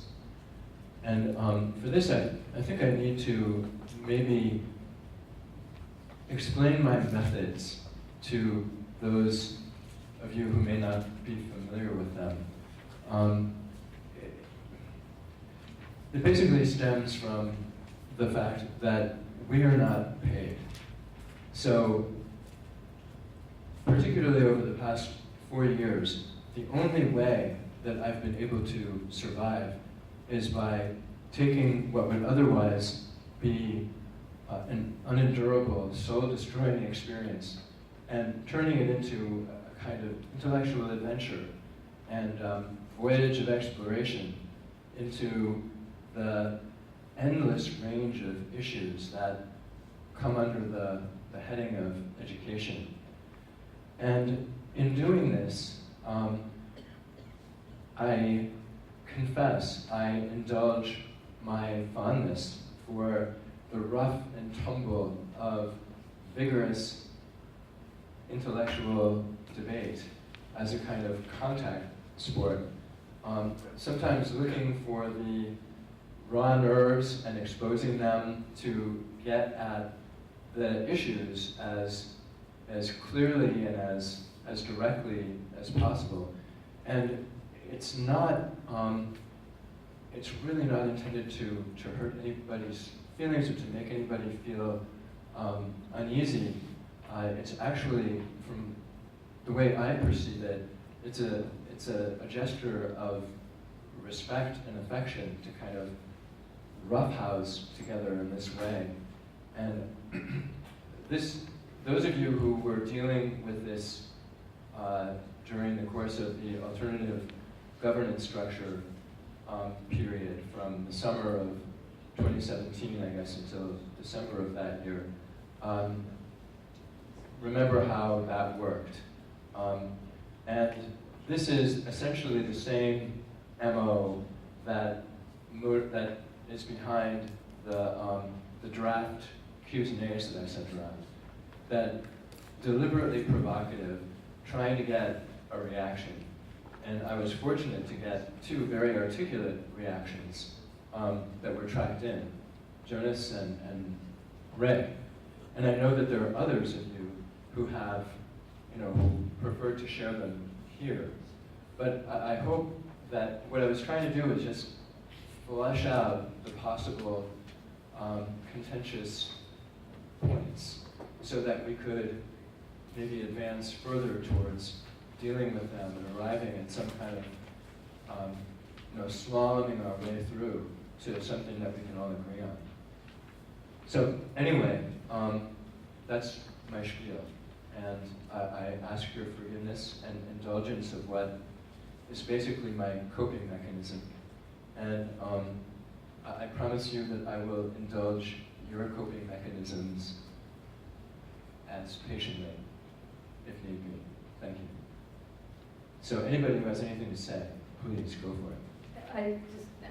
I get that, because I work with you on that alternative proposal, and my only comment would be that, just the questions that I have, is that we're in even a tighter timeline right now for this, and the amount of mental power and energy that would, like when I sent you just a comment on one of the particular, I feel that there's no need at this point to feel the fire and make it inflammatory. It's just like, it's tiring, and it's not necessary if we're moving forward. We have had a lot of conversations, and I don't want to stop having the conversations, but when we're supposed to put something out, just simple for everybody to understand it, and with our best interest of having the budget voted, hopefully positive, it is really hard, especially in that one comment about East Montpelier getting 2 years free. It is just it is unnecessary, and I think harmful to create that kind of culture as a board. And that is, is your decision, but just my input. And then when you said, so you got comments from Jonas and Rick. Okay. So we were supposed to circulate it publicly to get Please comments? use microphones.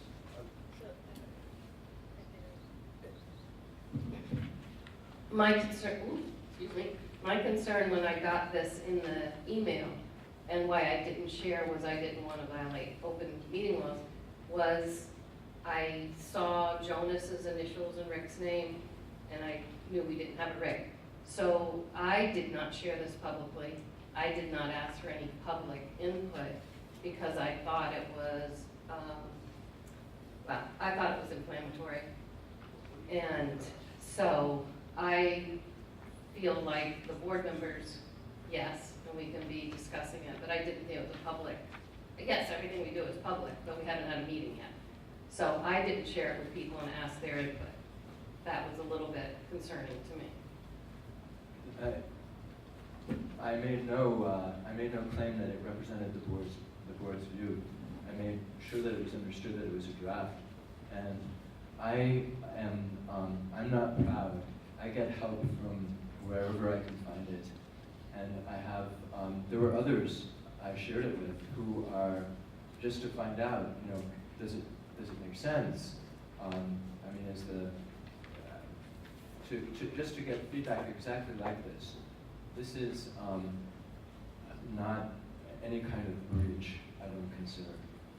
I didn't think it was a breach, but I do think tone of this was inflammatory. I thought when we started the meeting today and you said we're in for a train wreck, we were setting up for an atmosphere that was not how I came to the meeting. So that's where something like this, I feel like we need to, as Flora was saying, let's look forward, let's look at us working together and moving forward and sending out a message of, this is the budget, this is what you're voting on, and some of these details I didn't think were factual, and I thought that they may be a bit exaggerated. So that's why I wanted to have the conversation, and I appreciated Jonah's track changes that he sent, but I didn't comment back because I didn't think we should be doing that. We have a public comment, Rick? Yeah, you guys are fools if you do not include the facts in this. For this public, hear me out, Lindy, I'm sorry. Your town benefits significantly from this, and I'm not saying that's your motivation, but the reality is the taxpayers of Calais are going to be furious if they take a vote without knowing the impacts of that vote. If they find out after the fact, it's going to be much worse than if you get out there and be honest. This vote has to be completely in the open. I'm telling you, you are sitting on dynamite here, and this is a significant impact for the taxpayers of Calais and Worcester. And you're basically hiding that information, that impact. If you, and believe me, I am going to talk to the people as well. They're going to know about these conversations. We're trying to get this information out to them. This is a big deal for people. And that is not a good foot for you to get on as a board. Trust me. Or don't trust me, but I warn you now, that's not setting a good precedent moving forward. As painful as this might be, you had better get off on the right feet to start. You're already off on bad feet because of everything that's happened in the past few years. And so it's going to be Chris, I think, Dorothy? Go ahead, let Chris go. I was going to say, Rick, appreciate your comments, but threatening tones are not appreciated. And I think you're saying warning us now is somewhat of a threatening tone. And you can make good points without adding that. Okay? I don't think that helps our discussion. I also think if there are fact errors, and Lindy said she thinks there are fact errors, we should hear what they are and correct them. But facts can be inflammatory because they're facts. And Rick is also correct that we should not be hiding what the tax impacts will be for our respective communities, because they will be there in the bills in October or whenever they come out, and folks don't have forewarning about what they're voting on and what it will be for them individually, then you have done a disservice. So I think if there are facts that you think are incorrect, you should hear about them and fix them. Dorothy? Well, I sort of, if there is truth in advertising, I hope that we would do it this time. And I think as long as we agree on the facts, it all has to be out there. A lot of people hear this fact that Calais' taxes are going to go up because of this and Worcester's, but they're not aware that they're going to go up for 20 years. That's a big thing. I mean, when you get a house mortgage, some of us sit down and look at how much the house costs and how much borrowing the money costs. Those are two important numbers that are not the same. And I think we are doing a disservice right at the get-go to our taxpayers if they don't know exactly what they're paying for. And it may be painful. There are times when this kind of thing is painful. But the truth is always better than hiding it or not telling people. And I think we would pay a bigger loss if people, when after the fact, and people find out that these numbers are going to go on for many years. We need to tell them now, and we need to tell them how much it's going to cost and so forth. I think this information, I know it's painful for East Montpelier, and I'm sorry.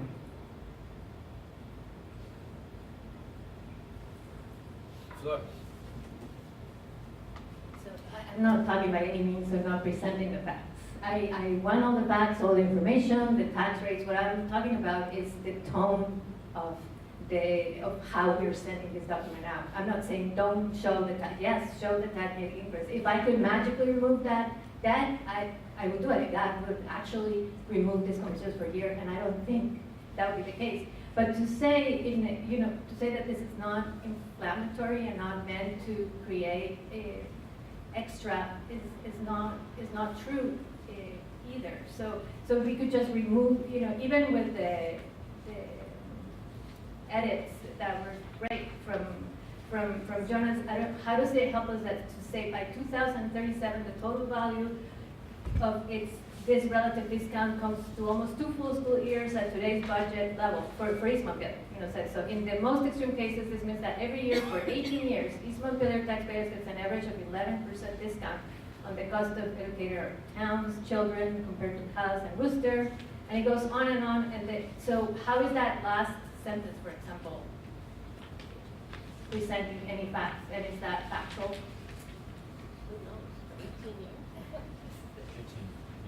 What is the purpose of May I, If I could just respond to that. Are you talking about the changes I made in the middle of page 2 there? Not your change. I was reading the whole. Yeah. But yes, that paragraph. I mean, I think Dorothy's right. I mean, these are long-term changes. People may think that your rates are going to go up, a bit one year, and then next year it'll go back to normal. People know what the new normal is. I think those numbers are not scary. Right? The amount of money that each town is going to be responsible for going forward until the bonds are paid off. Calais, $112,000. $200 out of people's pockets is scary. $112,000 a year for the entire town. That's a fact. There's enough upsetting facts in here. I honestly think that that's mitigating a little bit, and is not a crisis. Not a fiscal crisis. Like for people's pocketbooks, absolutely. When people are looking at it from an individual perspective, $200 is scary. Looking at it from an aggregate perspective, $110,000 is not all that scary. That's why I included that. But I think your point is taken. May I ask, just setting aside that particular passage for and everyone, what was your general sense, if you had a chance to look at Jonas's version of that? One thing that you did, Jonas, that I was especially happy about was adding about the amendments to the articles, so that it was one, instead of having, I guess my own initial thought was that it would be separate, but it makes much more sense to have it together. The amendments are pretty self-explanatory and not controversial. Is that the sense of the meeting? Yeah. Could I ask you guys, what do you think about the amendments to the articles in a vacuum? Is there controversy there? Is there stuff in there that you are opposed to? Or in a vacuum, do those seem sensible? About Article 5 is very poorly worded. Which one was that? On the ballot, is that what you're saying? Yes. Yeah, it was confusing. I had to look at some emails to figure out what I should. Can you remind me which amendment that was? The subject? It's the last one, whether or not. Michael Dwayne, I think Article 5 was whether or not any action taken by the electorate shall be deemed to be an acquiescence in the force forward Right. order. That's essentially mirroring the language that we've inserted with the whole I bunch of know, stuff it about was that. just, it was, Sure. and I thought the first one was. When I voted, I wasn't sure if the word tentative meant next to two of the articles on the ballot. I went and voted today, because we're going to be away. So the word tentative was on the ballot. That was confusing to me.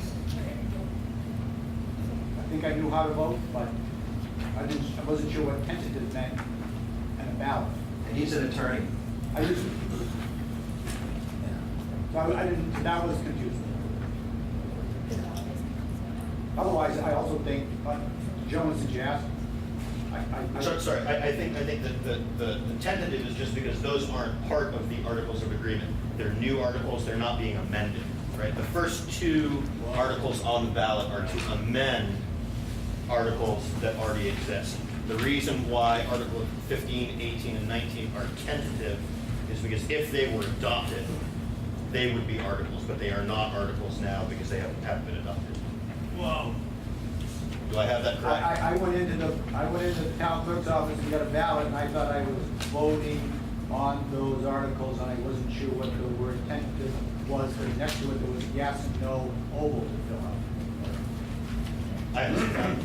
Yeah, so I was like, I did that this morning, I was like, wow, what is this? Okay. And I've been kind of following things. Yeah. It's confusing, no question about it. Because it did say yes, there was a yes and no oval next to those articles that had tentative in bold parentheses.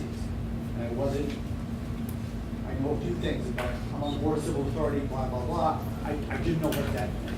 Yeah. Thank you. Thanks for that. Okay, may I offer, on the basis of this discussion and Jonas's edits and also those edits of Rick's that would not be deemed inflammatory, to come up with another draft ASAP, like as of tomorrow. Did you have something, Chris? No. No? Is that right? Consensus? Thank you. Okay. Talk to us some more about that, there's another piece. Yeah. The other piece. Yes, in front of you, you have an example. Scott, you and I talked about this last week, and we said we'd try to pull it off. You have budget hearings on the 18th and on the 24th. And as we've done in Washington Central for the past 5 or 6 years, we provide supports with PowerPoints so the board can present this to the communities. So we took our U32 PowerPoint that we use, which is very similar in the elementary schools, and adjusted it for the Washington Central Unified Union School District to be able to present in those meetings. Lori and I have done this as a team effort very quickly, but I put it together and checked it so we know the figures are all right in there. And that's across, that has tax rates in it, has a lot of the pertinent information for actual facts that we've run. We have actually run also as well that's not in here, but we do have the amount that debt incurs for tax rates increasing or decreasing within each town. For example, if you look at, we talked last time about there being 12 cents increase in CALS. 4 cents of that was due to the budgets that were adopted locally already. So that's down to 8 cents. For the town of Calais, the 8 cents is due to the debt. But for example, in Berlin, there's a 4 cents increase, and there's nothing, there's zero impact of debt because they already have debt. So there isn't any impact from East Montpelier or Middlesex's debt when Lori ran the numbers on all that. So we tried to put, we didn't put the debt piece in here, but we did put as much as we could by the way in which we've done it. Also, something that you asked for last time was information, and I think it's on the second to last sheet of paper. It's on the 3rd and 4th pages.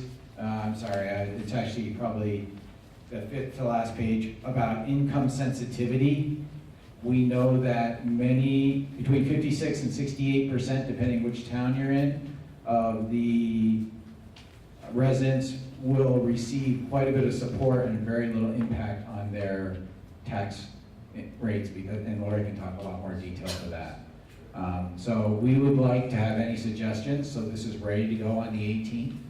And I'm asking who might be leading and talking to this presentation at the 18th and the 24th, as we've done it with boards in the past.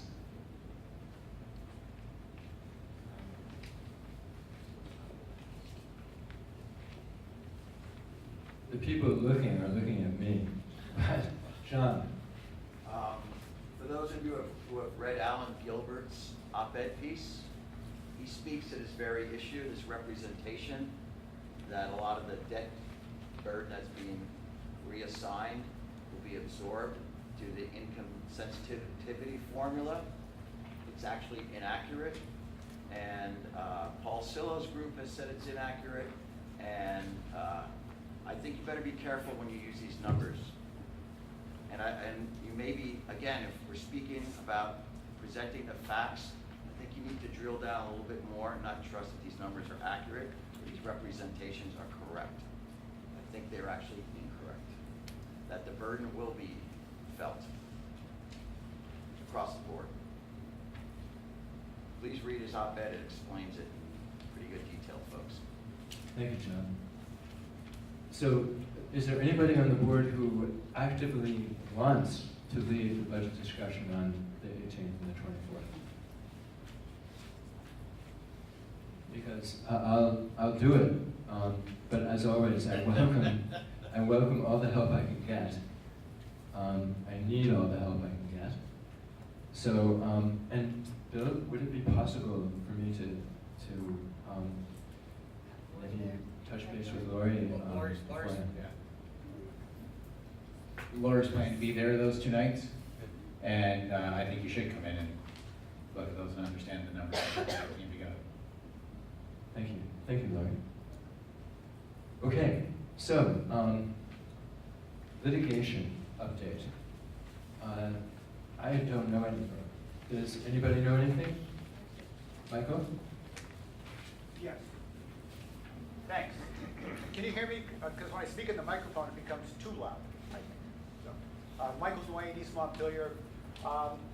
Judge Mello up in St. Albans in Franklin County Superior Court is in the process of deciding whether or not the State Board of Education erred when it reviewed the Act 46 alternative governance structures. We're waiting for a decision. That decision is, he indicated he would make the decision around June 12th, which is coming up. Today. So we might hear something today, tomorrow, tonight. There was some litigation regarding the votes being taken place in Orwell and in Huntington and in Wyndham. Some of those towns went to court to try to get an injunction. The injunction was denied. The votes took place. The Wyndham area, the people voted to not forcibly merge Wyndham into its union there. And in Huntington area, the people did vote to merge the Huntington School District into their union. So those two things have happened. The court said that there was not an immediate harm if the vote took place. The other thing we're waiting for on a decision from Judge Mello is the constitutionality of Act 46 with regard to the legislature having delegated so much authority to the State Board of Education to disband school boards and dissolve school districts without a vote of the electorate. So we're waiting for those decisions. That could happen any day, literally. When that decision is made, the case will, I swear to the bottom dollar, will be appealed to the Vermont Supreme Court, either by the state or by the plaintiffs, which include 4 of the 5 school boards that are still in existence on paper represented here. So that will go to the Supreme Court. So the Vermont Supreme Court is going to ultimately decide this case. How long that takes, nobody knows. But any day now, literally, we're waiting for a decision from Judge Mello on these remaining legal questions. Once that's decided, then the whole case can go to the Vermont Supreme Court. So that's what's happening. Just on a side note, the third thing, the third issue that we're waiting for a decision on from Judge Mello is the debt question. Whether or not it's legal under Act 46 or constitutional under the Vermont Constitution to impose debts voted for by some districts, let's say East Montpelier, Middlesex, to put those onto Calais that did not vote for it. In order to, we believe, in order to incur a debt that's bonded, you have to vote for it. So that's the third question. We're waiting for a decision on Judge Mello. And that's the, and from being involved on the plaintiff's legal team, that's the one area where the judge really has some questions. And I've been to many of the court hearings. He has questions about this debt issue, about the debt from some schools being put onto other schools without the vote of those other schools. So that's the third question we're waiting for, which actually goes to your article action item 5.8, approving that assumption of debt. And I would strongly, as a citizen now, strongly recommend that you not take action on that item, because that's critical. We're waiting for a court decision. And when he issues his final decision, either side could ask for a stay again. So it's procedurally complicated, very interesting. The news should be breaking fast, but I would strongly urge you do not take action. And I didn't see this on an earlier draft, but that just could be me, on that you sign that debt form on 5.8. I think you should wait on that and see what the court has to say. But that's the update on litigation. But I would strongly recommend not taking action on 5.8 as it directly relates to the litigation. Thank you for the opportunity. Thank you very much, Michael. Good. If there's no objection, we can move on to the action agenda. May I ask a question, Mike? Of course you may. Regarding 5.8 in debt form on page 45, that this district has, given the state of play right now today, this district is legally constituted and should have, by whatever mechanism, the authority to do this debt form. But if the litigation is resolved, I imagine, in the way that you want it to be, either the district will be dissolved, right, or the debt issue, there will be some remedy for the debt issue, in which case this will become largely moot. Am I right? Great question. And there's not a clear answer to that question. Because 4 of the 5 towns are represented here that are still plaintiffs in the case. So on July 1st, that case doesn't go away because the unified district is coming to be. Some argue it might, some argue it might not. So this debt question is still out there, it's still valid. And 4 of the 5 towns are parties to the appeal. And you don't want to be, and I'm not your lawyer, I was a lawyer for 35 years, I'm retired. I can't give you legal advice, but in my opinion, I don't think you want to do this because you go down a road where someone's going to say, oh, well, now, this is all been resolved somehow by this vote. So this is almost meeting one of those things that were in Article 5 we were just talking about. Approving this form does not mean that the board is accessing itself to the State Board of Education's forced merge order of November 1st, 2018. So Jonas, I'm sorry to give you a comment. You get lawyers on either side saying this is moot, it doesn't mean anything. You get lawyers on the other side saying something else. I would just wait. If you can get that, the judge is going to decide this in the next few days. But then it'll go to the Supreme Court, and Lord knows how long that'll take. Jonas, sorry, I'm so sorry to interrupt. We just hold the thought until we get to the agenda item, and then we'll introduce it into the discussion. The only final comment is that you might want to, the 4 towns that are still in existence in terms of their school boards that are parties to the case, may seriously want to discuss this with David Kelly, who's your lawyer, and who's arguing these debt issues before the Superior Court. So I don't know who drafted this up. Did this come from a bank, a lawyer? Yeah, we'll deal with it when we get to 5.8, if that's all right, Michael? Thank you very much. All right, action agenda. We have moved Cubo first. We have a request for extended sick leave for Ted Nathanson. It's actually a paternal leave. Oh, I'm sorry. Paternal leave, which is classified as sick leave. Okay, so do I have a motion to approve the paternal leave of absence for Ted Nathanson? I'll make a motion. I'll second it. Great. Lindy motion, Flora seconded. Nathanson. Any discussion? We're in favor of, it's Father's Day coming up anyway, so, yeah. All in favor, please say aye. Aye. Aye. Opposed? None opposed? Motion carries. All right. We're at the first reading of the recommended policies. Does anybody have anything further they want to say after the discussion that we had previously to this? No. Are you ready for a vote on the first reading of the recommended policies?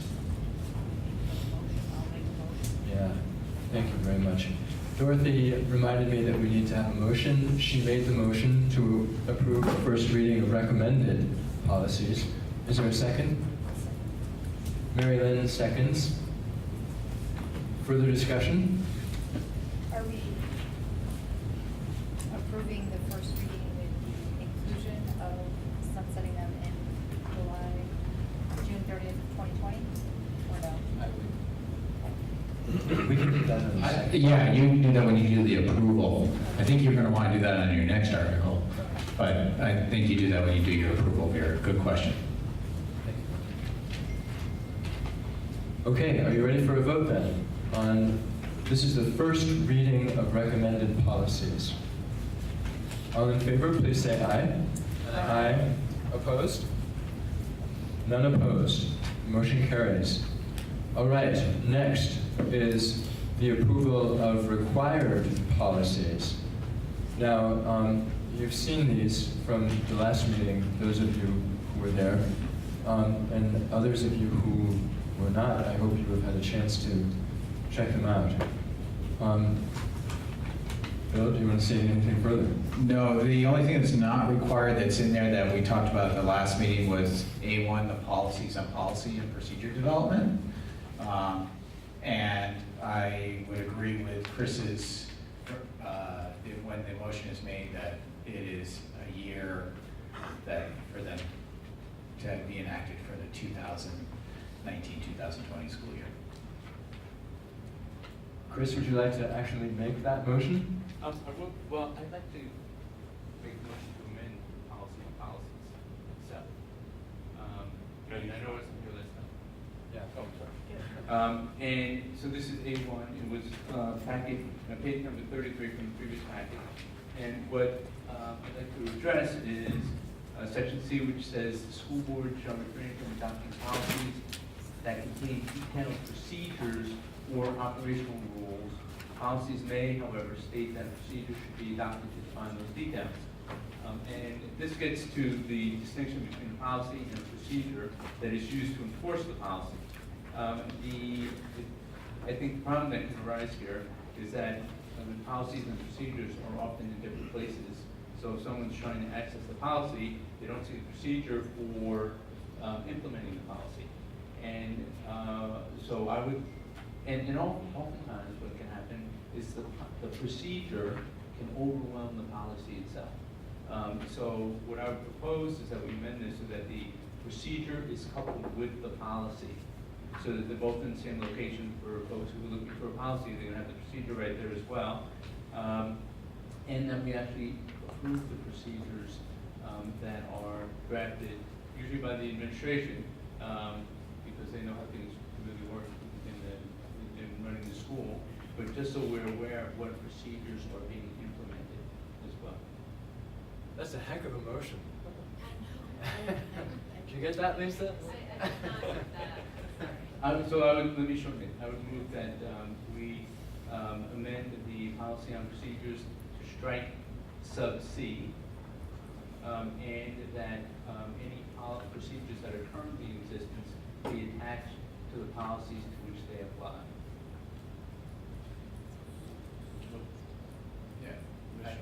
I think we should get some comment from the leadership team and how we do this, because Chris, I think you're not aware how we post these and how we publish these, the procedures to So I everybody. think the definition that would be helpful would be coupled, because the procedures are published in the student handbooks, parent-student handbooks, is where we publish those procedures. My concern would be that if you publish the policy and procedure together, then that procedure can't be changed unless the board makes a motion to change that, right? So you have to change the policy to change the procedure if they are together on one document. We can couple them through handbooks being attached, right? So anywhere we show we could create a policy and procedure manual, but we want those separate, not put together on the same page. Does that make sense? You know, maybe from a technical standpoint, in terms of worrying about if you want to change the procedure because it's not working anymore, but in terms of an informational standpoint, to have a procedure in one place and then policy somewhere else, that just doesn't seem user-friendly to me. And I don't know if you run into problems where people go, okay, where's the policy, where's the procedure, and why aren't they together? I haven't had any of that. Have any of the leadership team ever had a question like that from families, parents, or public? I know Corinne Strasberg definitely had an issue with the way the policy and procedures went when she was on the policy committee. How would you, Stephen, you mentioned about coupling them in, what, two separate booklets together? So currently what we have is we have the policy manual, that's the board's piece, and then you have it in what's essentially administrative procedures, which we place in the parent-student handbook. So in many districts that I've worked in, there are two documents. There's the board policies and there's administrative procedures that are separate from those. When you couple, what you can run into is if we had to change a procedure because state law changed, or because we did these all the time, where they vote on something new for how we're supposed to do the behavior, bullying, and harassment, or we're supposed to contact somebody. If those are in your policy manual, those procedures, technically, and I know it's a technicality, but technically you would have to revise the policy procedure page. And so that's why we keep them separate, because they do change. And this policy, while it was, you can see it's in effect from 2010, didn't make any changes well before that. This has been a Washington Central practice, and I'm just giving information on that one, Chris. It's one we've been under for years. And I think we've, at least the Running Board, discussed about the procedure aspect not being coupled with the policy, and again, sometimes the procedure overwhelming the policy. I mean, that can happen. And so that's where it's... Well, what can I offer practice? The typical practice that we have when we have an issue with policy in a student, I mean, we're typically talking bullying, harassment, hazing, or we're talking about weapons policies. Those are the ones that get used the most, or alcohol, tobacco, right? And so, so typically what we do is we provide the parent with, here's the policy, here's the handbook, we copy the page from the handbook. So when we're talking with them, they have both of those pieces together, because that's typically where those come up. I mean, if there were other situations, there are all kinds of policies, obviously, that deal with things that are separate from students in some cases. Some of them are student policies, some are staff policies. We typically just provide both of those when we're in those situations. Because, as you say, most people don't want to go hunt through the policy manual, and they shouldn't have to. And the procedures, they can change some from year to year, so we use our updated handbooks and what's there. And that's typically how it's done. I don't know if there's a specific instance that, because I haven't seen one, but there may be a specific instance that you need to address as a part of this. Chris, would you be willing to have your amendment actually become a recommendation, a recommended procedure for handling policies and procedures? So let me amend it this way, that, and Stephen, weigh in on this, please. Because you've said that typically this is what you do, and when there's an issue that comes up, that you hand the parent or the student the policy and the procedure that goes with it. Correct. Would there be a difficulty in saying you have to do that, rather than typically do that? I think most of the policies that were in there require that we do that, and especially in our quasi judicial and our, why am I thinking about it? Can I just simply say, that would not cause a problem? Now, yeah. Okay. So, It does say that. Provide detailed procedures and operational rules concerning the administration of the school, and they have to be consistent with policy. It says that under the procedure.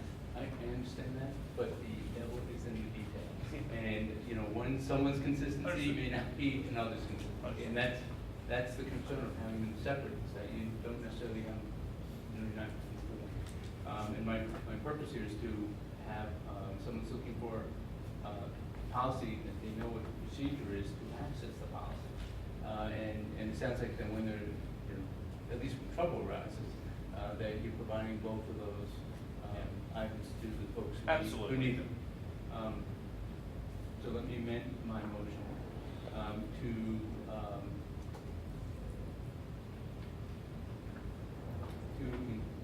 require administration, when an issue arises, that they're providing policy for an event, that they also provide the procedure to that policy to whoever's requesting.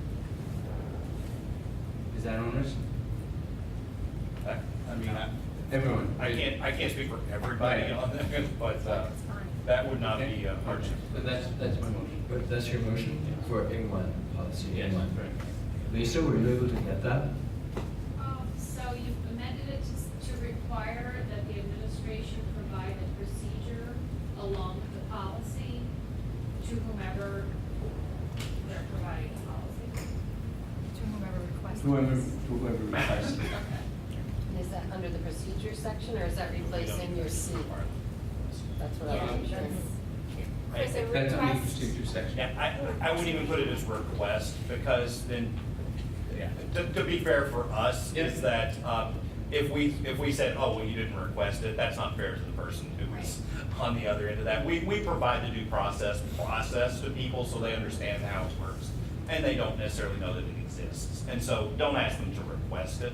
It's just that we'll provide policy, we'll provide procedures anytime that there's a policy issue that somebody is being discussed or is relevant to them. Yeah. Okay. So with that friendly amendment, Stephen,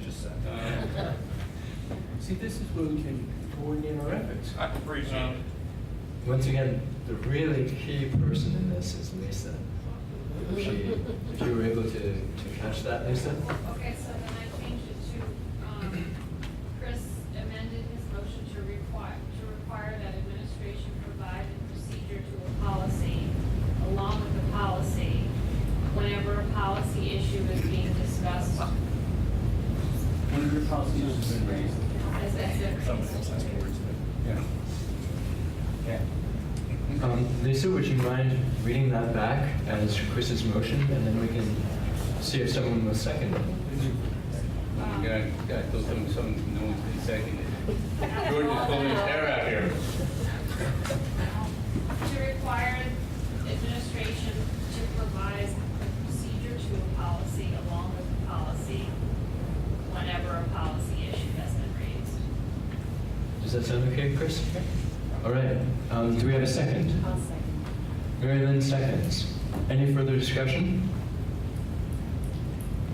No further discussion? Then let's vote. All in favor of Chris's amendment to policy A1, as just read out a moment ago by Lisa, please say aye. Aye. Aye. Anybody opposed? None opposed. So, motion carries. Scott could ask one question to the administration. On the website or wherever the policy is, wherever everything is available electronically, they're side by side, they're co-located. We can make sure that they are. Someone is looking for something. Yeah. Okay. They're not current. Jonas, I do need to say that will take some time to get, because we have not kept them that way, because people prefer usually having the handbooks. Sure, of course. So this is a lot of organizational work. We'll just have to, I'd just like the handbook side by side with the policy. Very good. So now are we ready to approve the required policies sent by email? Did we, I don't remember. that we propose that it be sunsetted for a year, that it sunsets after a year. Yes, unless on we- June 30th. We need a motion. I don't believe we have had a motion on this yet. I'm happy to make a motion. Fleur, okay. Require policies for the year 2012. I move that we approve the required policies for 2019, 2020. Is that what you? Yeah.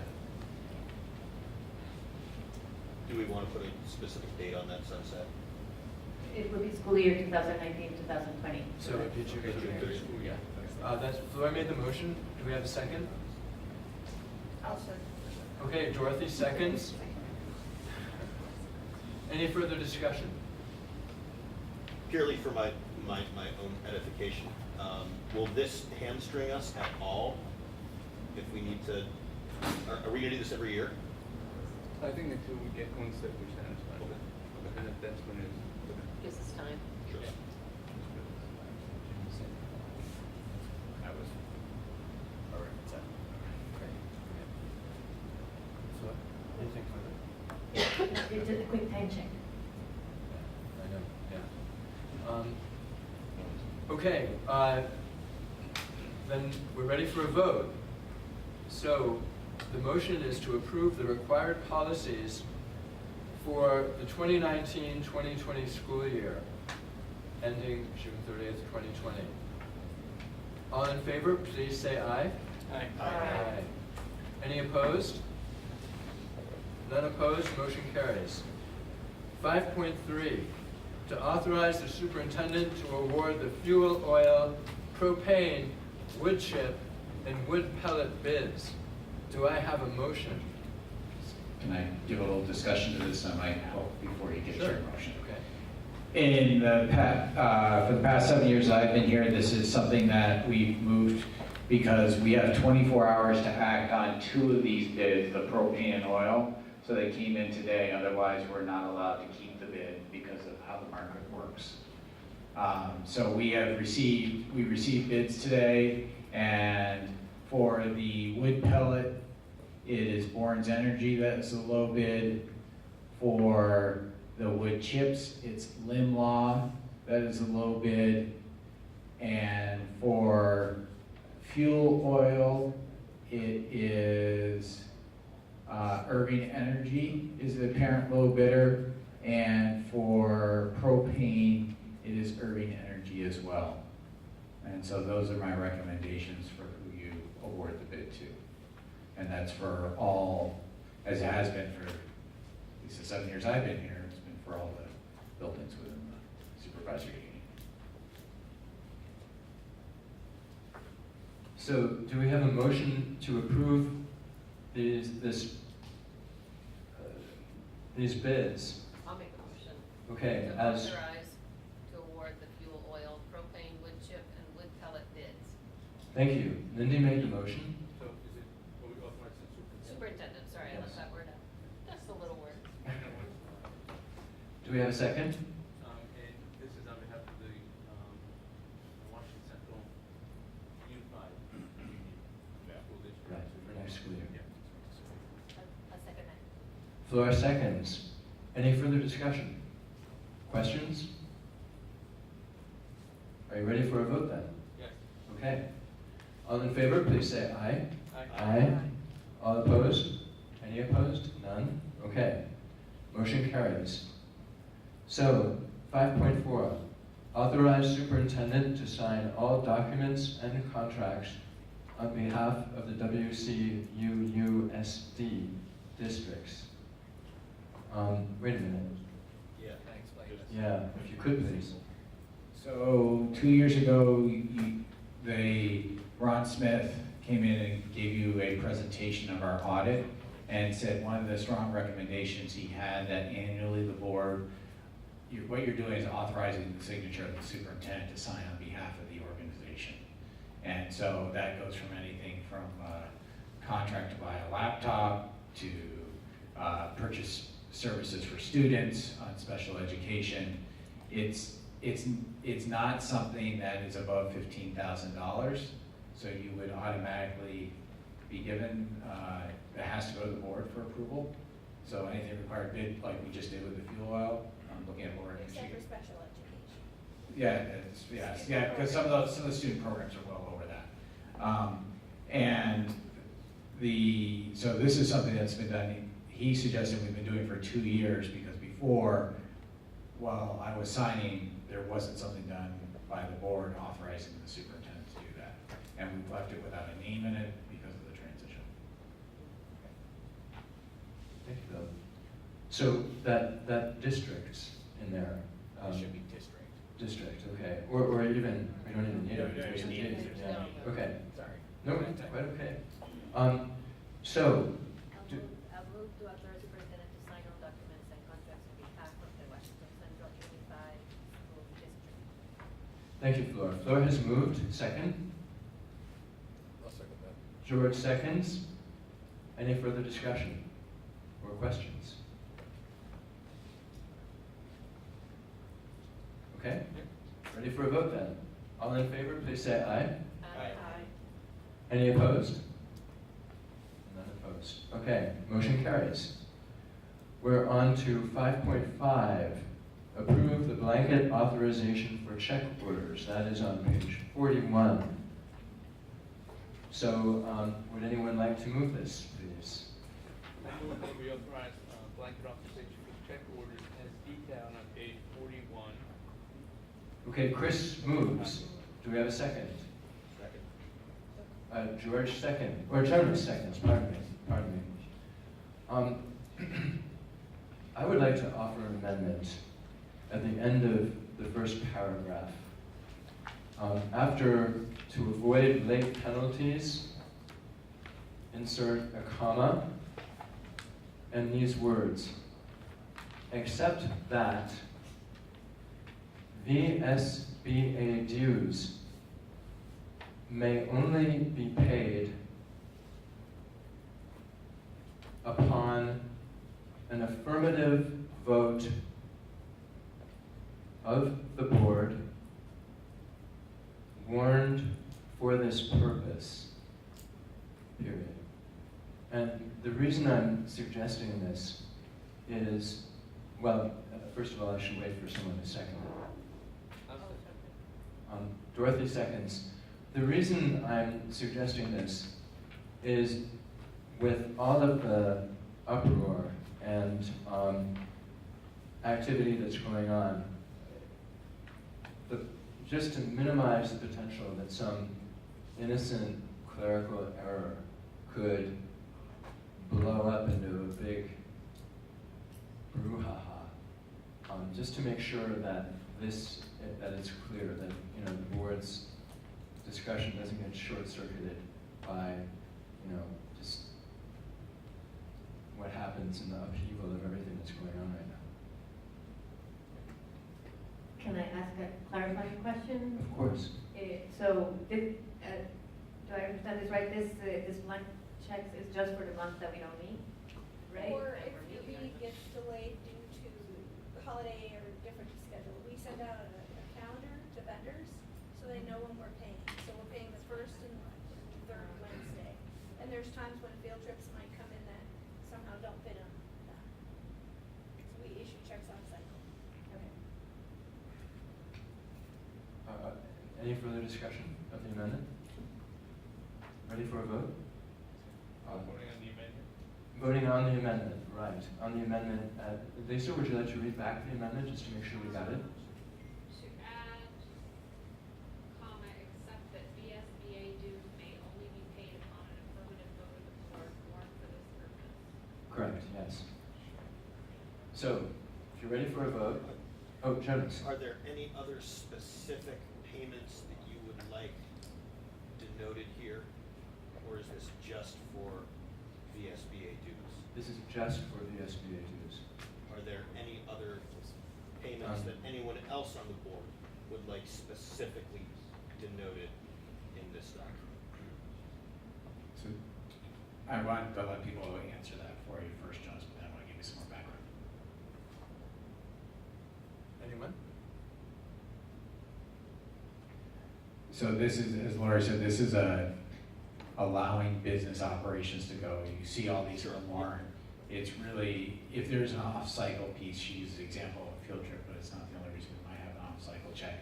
Or if the board were not to meet, especially if we're not gonna meet the first Wednesday in July, but there will be checks cut to get them going. So that's really what this is for. It's not I trying to. totally understand and understood the intention of the document. It just seems highly unlikely that such a high-profile payment would be made contrary to the board's wishes.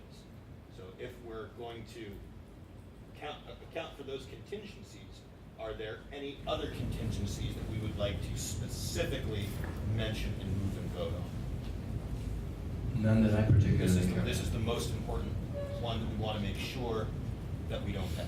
This is the one that would potentially subvert a board's decision, the board's intention to decide, in a deliberative way. Fair enough. Ready for a vote then, on the amendment. Everybody still remembers it from Lisa reading? Okay, all in favor of the amendment as Lisa read it out, please say aye. Aye. Any opposed? Nay. One nay? Two nays? Two nays. Flora and Jonas. The motion nonetheless carries. Okay. Can I speak to this? Please. Tonight, you would have been signing a document that is required by our auditor and our fiscal institutions. And so I will need all of you to stop by Friday. Lori, is that too late? As long as I have it before July 1. Yeah, no, but you really need it this week. But some of the things you talked to me about, the timelines. We'll need you all to stop by the central office and sign a new document. For the board orders, because I was about to hand around the official one for you to sign, but you amended it, so you need to come to central office in the next 48 hours to sign the adjusted one. You can handwrite the amendment in there, right? I would suggest you do come to central office and sign a new one as it's published. Right, we still have to vote on the main motion. No, that's okay. That's quite all right. So now we're voting on the amended main motion to approve the blanket authorization for check orders. Ready for the vote? All in favor, please say aye. Aye. Any opposed? None opposed? Motion carries. All right, on to 5.6. Approve the revenue anticipation note.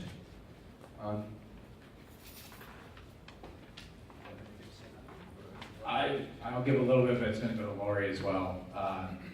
This is the note that we talked about in the past two meetings that is, we went out to bid, and she'll talk to you about who went through the bid process, and it appears that Community Bank is the best position for the board.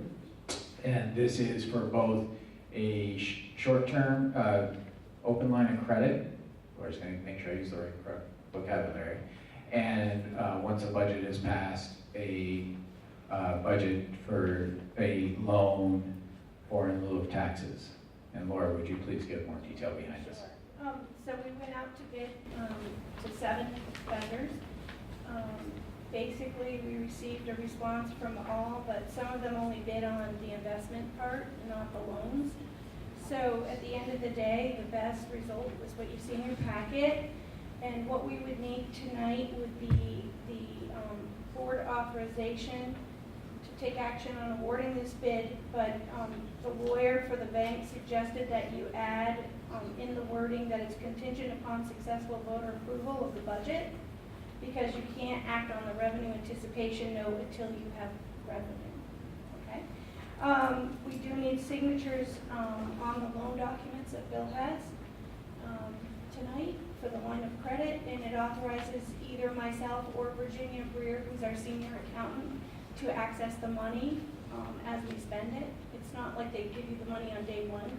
As you anticipate spending it, you have to request it. So it's kind of like a home equity line of credit, if you've ever had that. The other piece would be, if you do approve all this tonight, then we would need signatures on the revenue anticipation note documents, and those would be available the day after the vote. So if the vote is successful, on June 26th, we would ask the majority of the board, and obviously our clerk, your signatures everywhere now. They didn't tell you that when you got the job. On the loan documents. So, did I cover it all, Bill? Okay. Thanks, Lori. Although I hate to ask this question,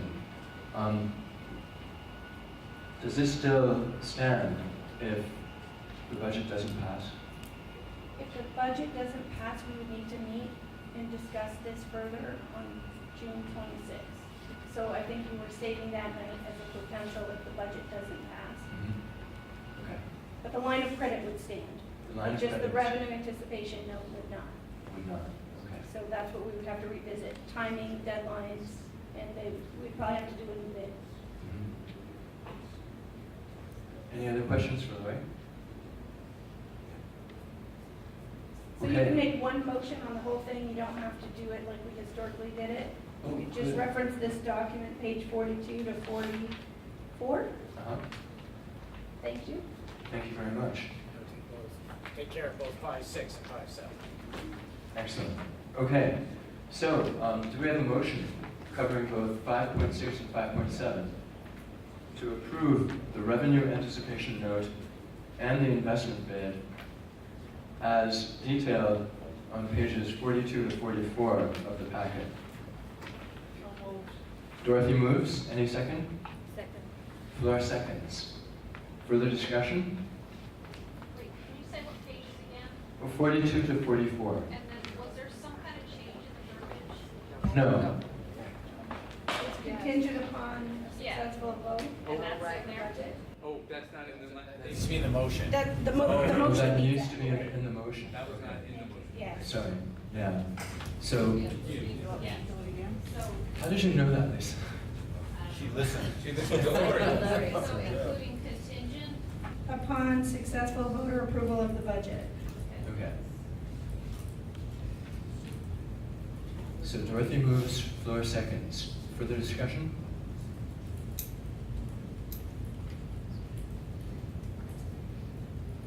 All right, ready for a vote then?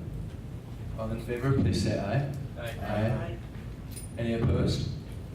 None opposed? The motion carries. Thank you. May I give some signing instructions? Please. So I will pass this around. If you see everybody but Jonas signs where there are blue tabs, and Jonas, you sign where there's a yellow tab, and on the tab says your name. And he signs the blue. And he signs the blue. It does, yeah, it does the blues, okay. So I will pass this way and then come back and go down that way. Yep, there is more than one place to sign on here. Thank you, Bill. Okay, so now we move on to 5.8. And Mindy, here's the train wreck. Maybe not. Let's look positive. Yeah. Let's not go that way. Can I keep the email I have? Yes. Okay, sorry, I didn't tell Bill I had an email. Okay. So these 2 pages were prepared by financial institutions which currently hold all of our long-term debt. And they are Community Bank and the Vermont Municipal Bond Bank.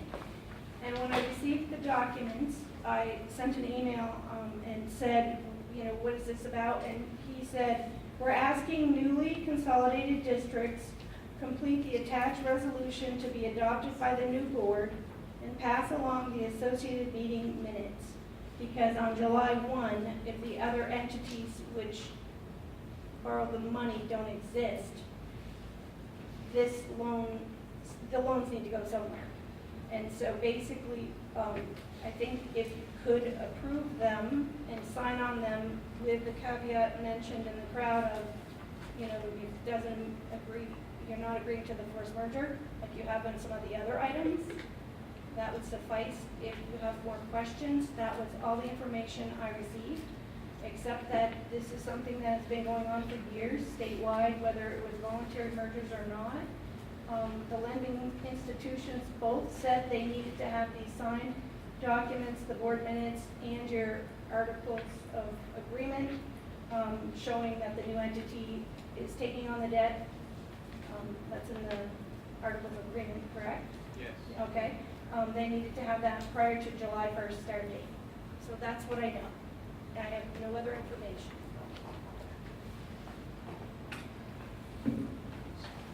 Okay, I think in order to, because Dorothy, Can't hear it, sorry. I said, I'm not sure how to do this, but I would like to make a motion to table this until June 26th. Dorothy? That's how you do it.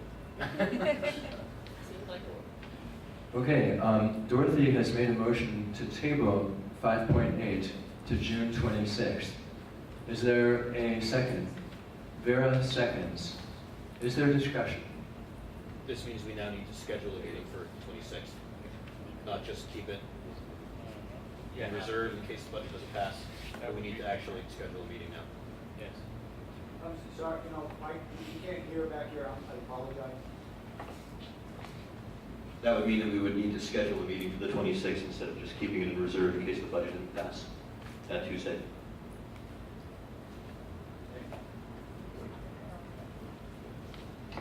Are there any consequences about not signing it today, Lori, that we know? Are we will be holding anything? No, yeah, they just said July 1st, they have it, the day that the entity takes place.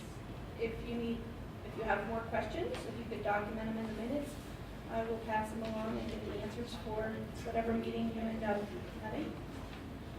If it's the 26th, if Lisa could scribe those in, that would be great.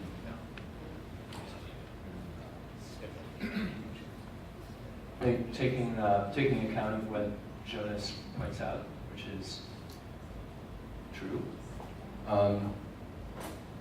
So, any further discussion of Dorothy's motion to table? Michael? If I may just briefly, I would recommend that you might want to contact some of the other school districts, the many other school districts that are in the exact same position. They've probably got a similar letter, those that have bonds and debts, and they're from Franklin Northwest all the way down to Wyndham South East. And so, because they're probably being confronted right now with the same question, to see what kind of advice or process they use, I would suggest. Because this is not the only, right now, unified union school board, it's getting the same letter, I think, or from the bond bank. Many other districts, as I said, are probably facing the exact same thing. Thanks for the opportunity. Thanks, Michael. Laura and I talked, and tomorrow she's with her fellow colleague, business managers, almost all of them from the state are in, and it's one of the things, Michael, that she was going to discuss at tomorrow's VASBO meeting.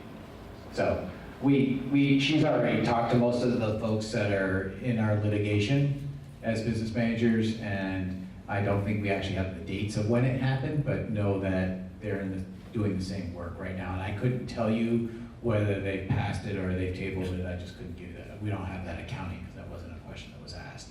Are you moving this forward? And the answer was yes, it's on the task list to get done.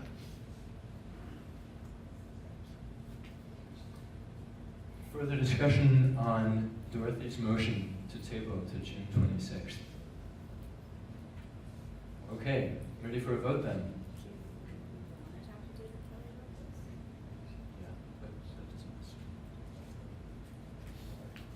Ready for a vote? All in favor of Dorothy's motion to table this issue until this agenda item until June 26th? All in favor, please say aye. Aye. Any opposed? None opposed. The motion carries.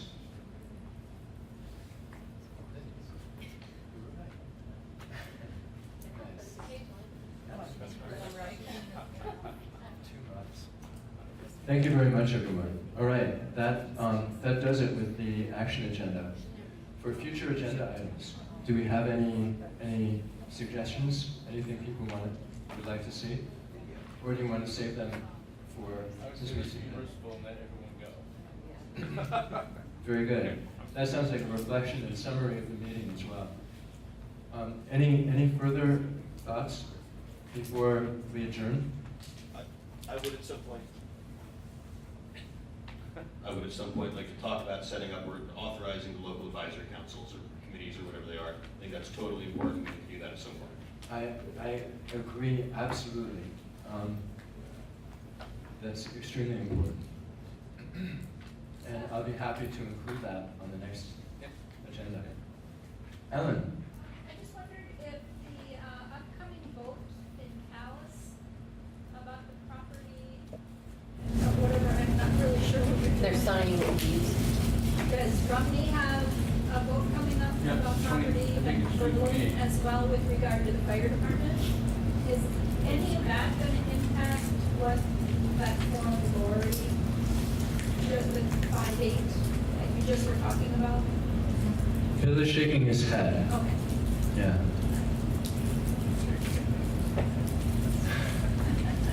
Okay, is everybody ready to have missed the hockey game?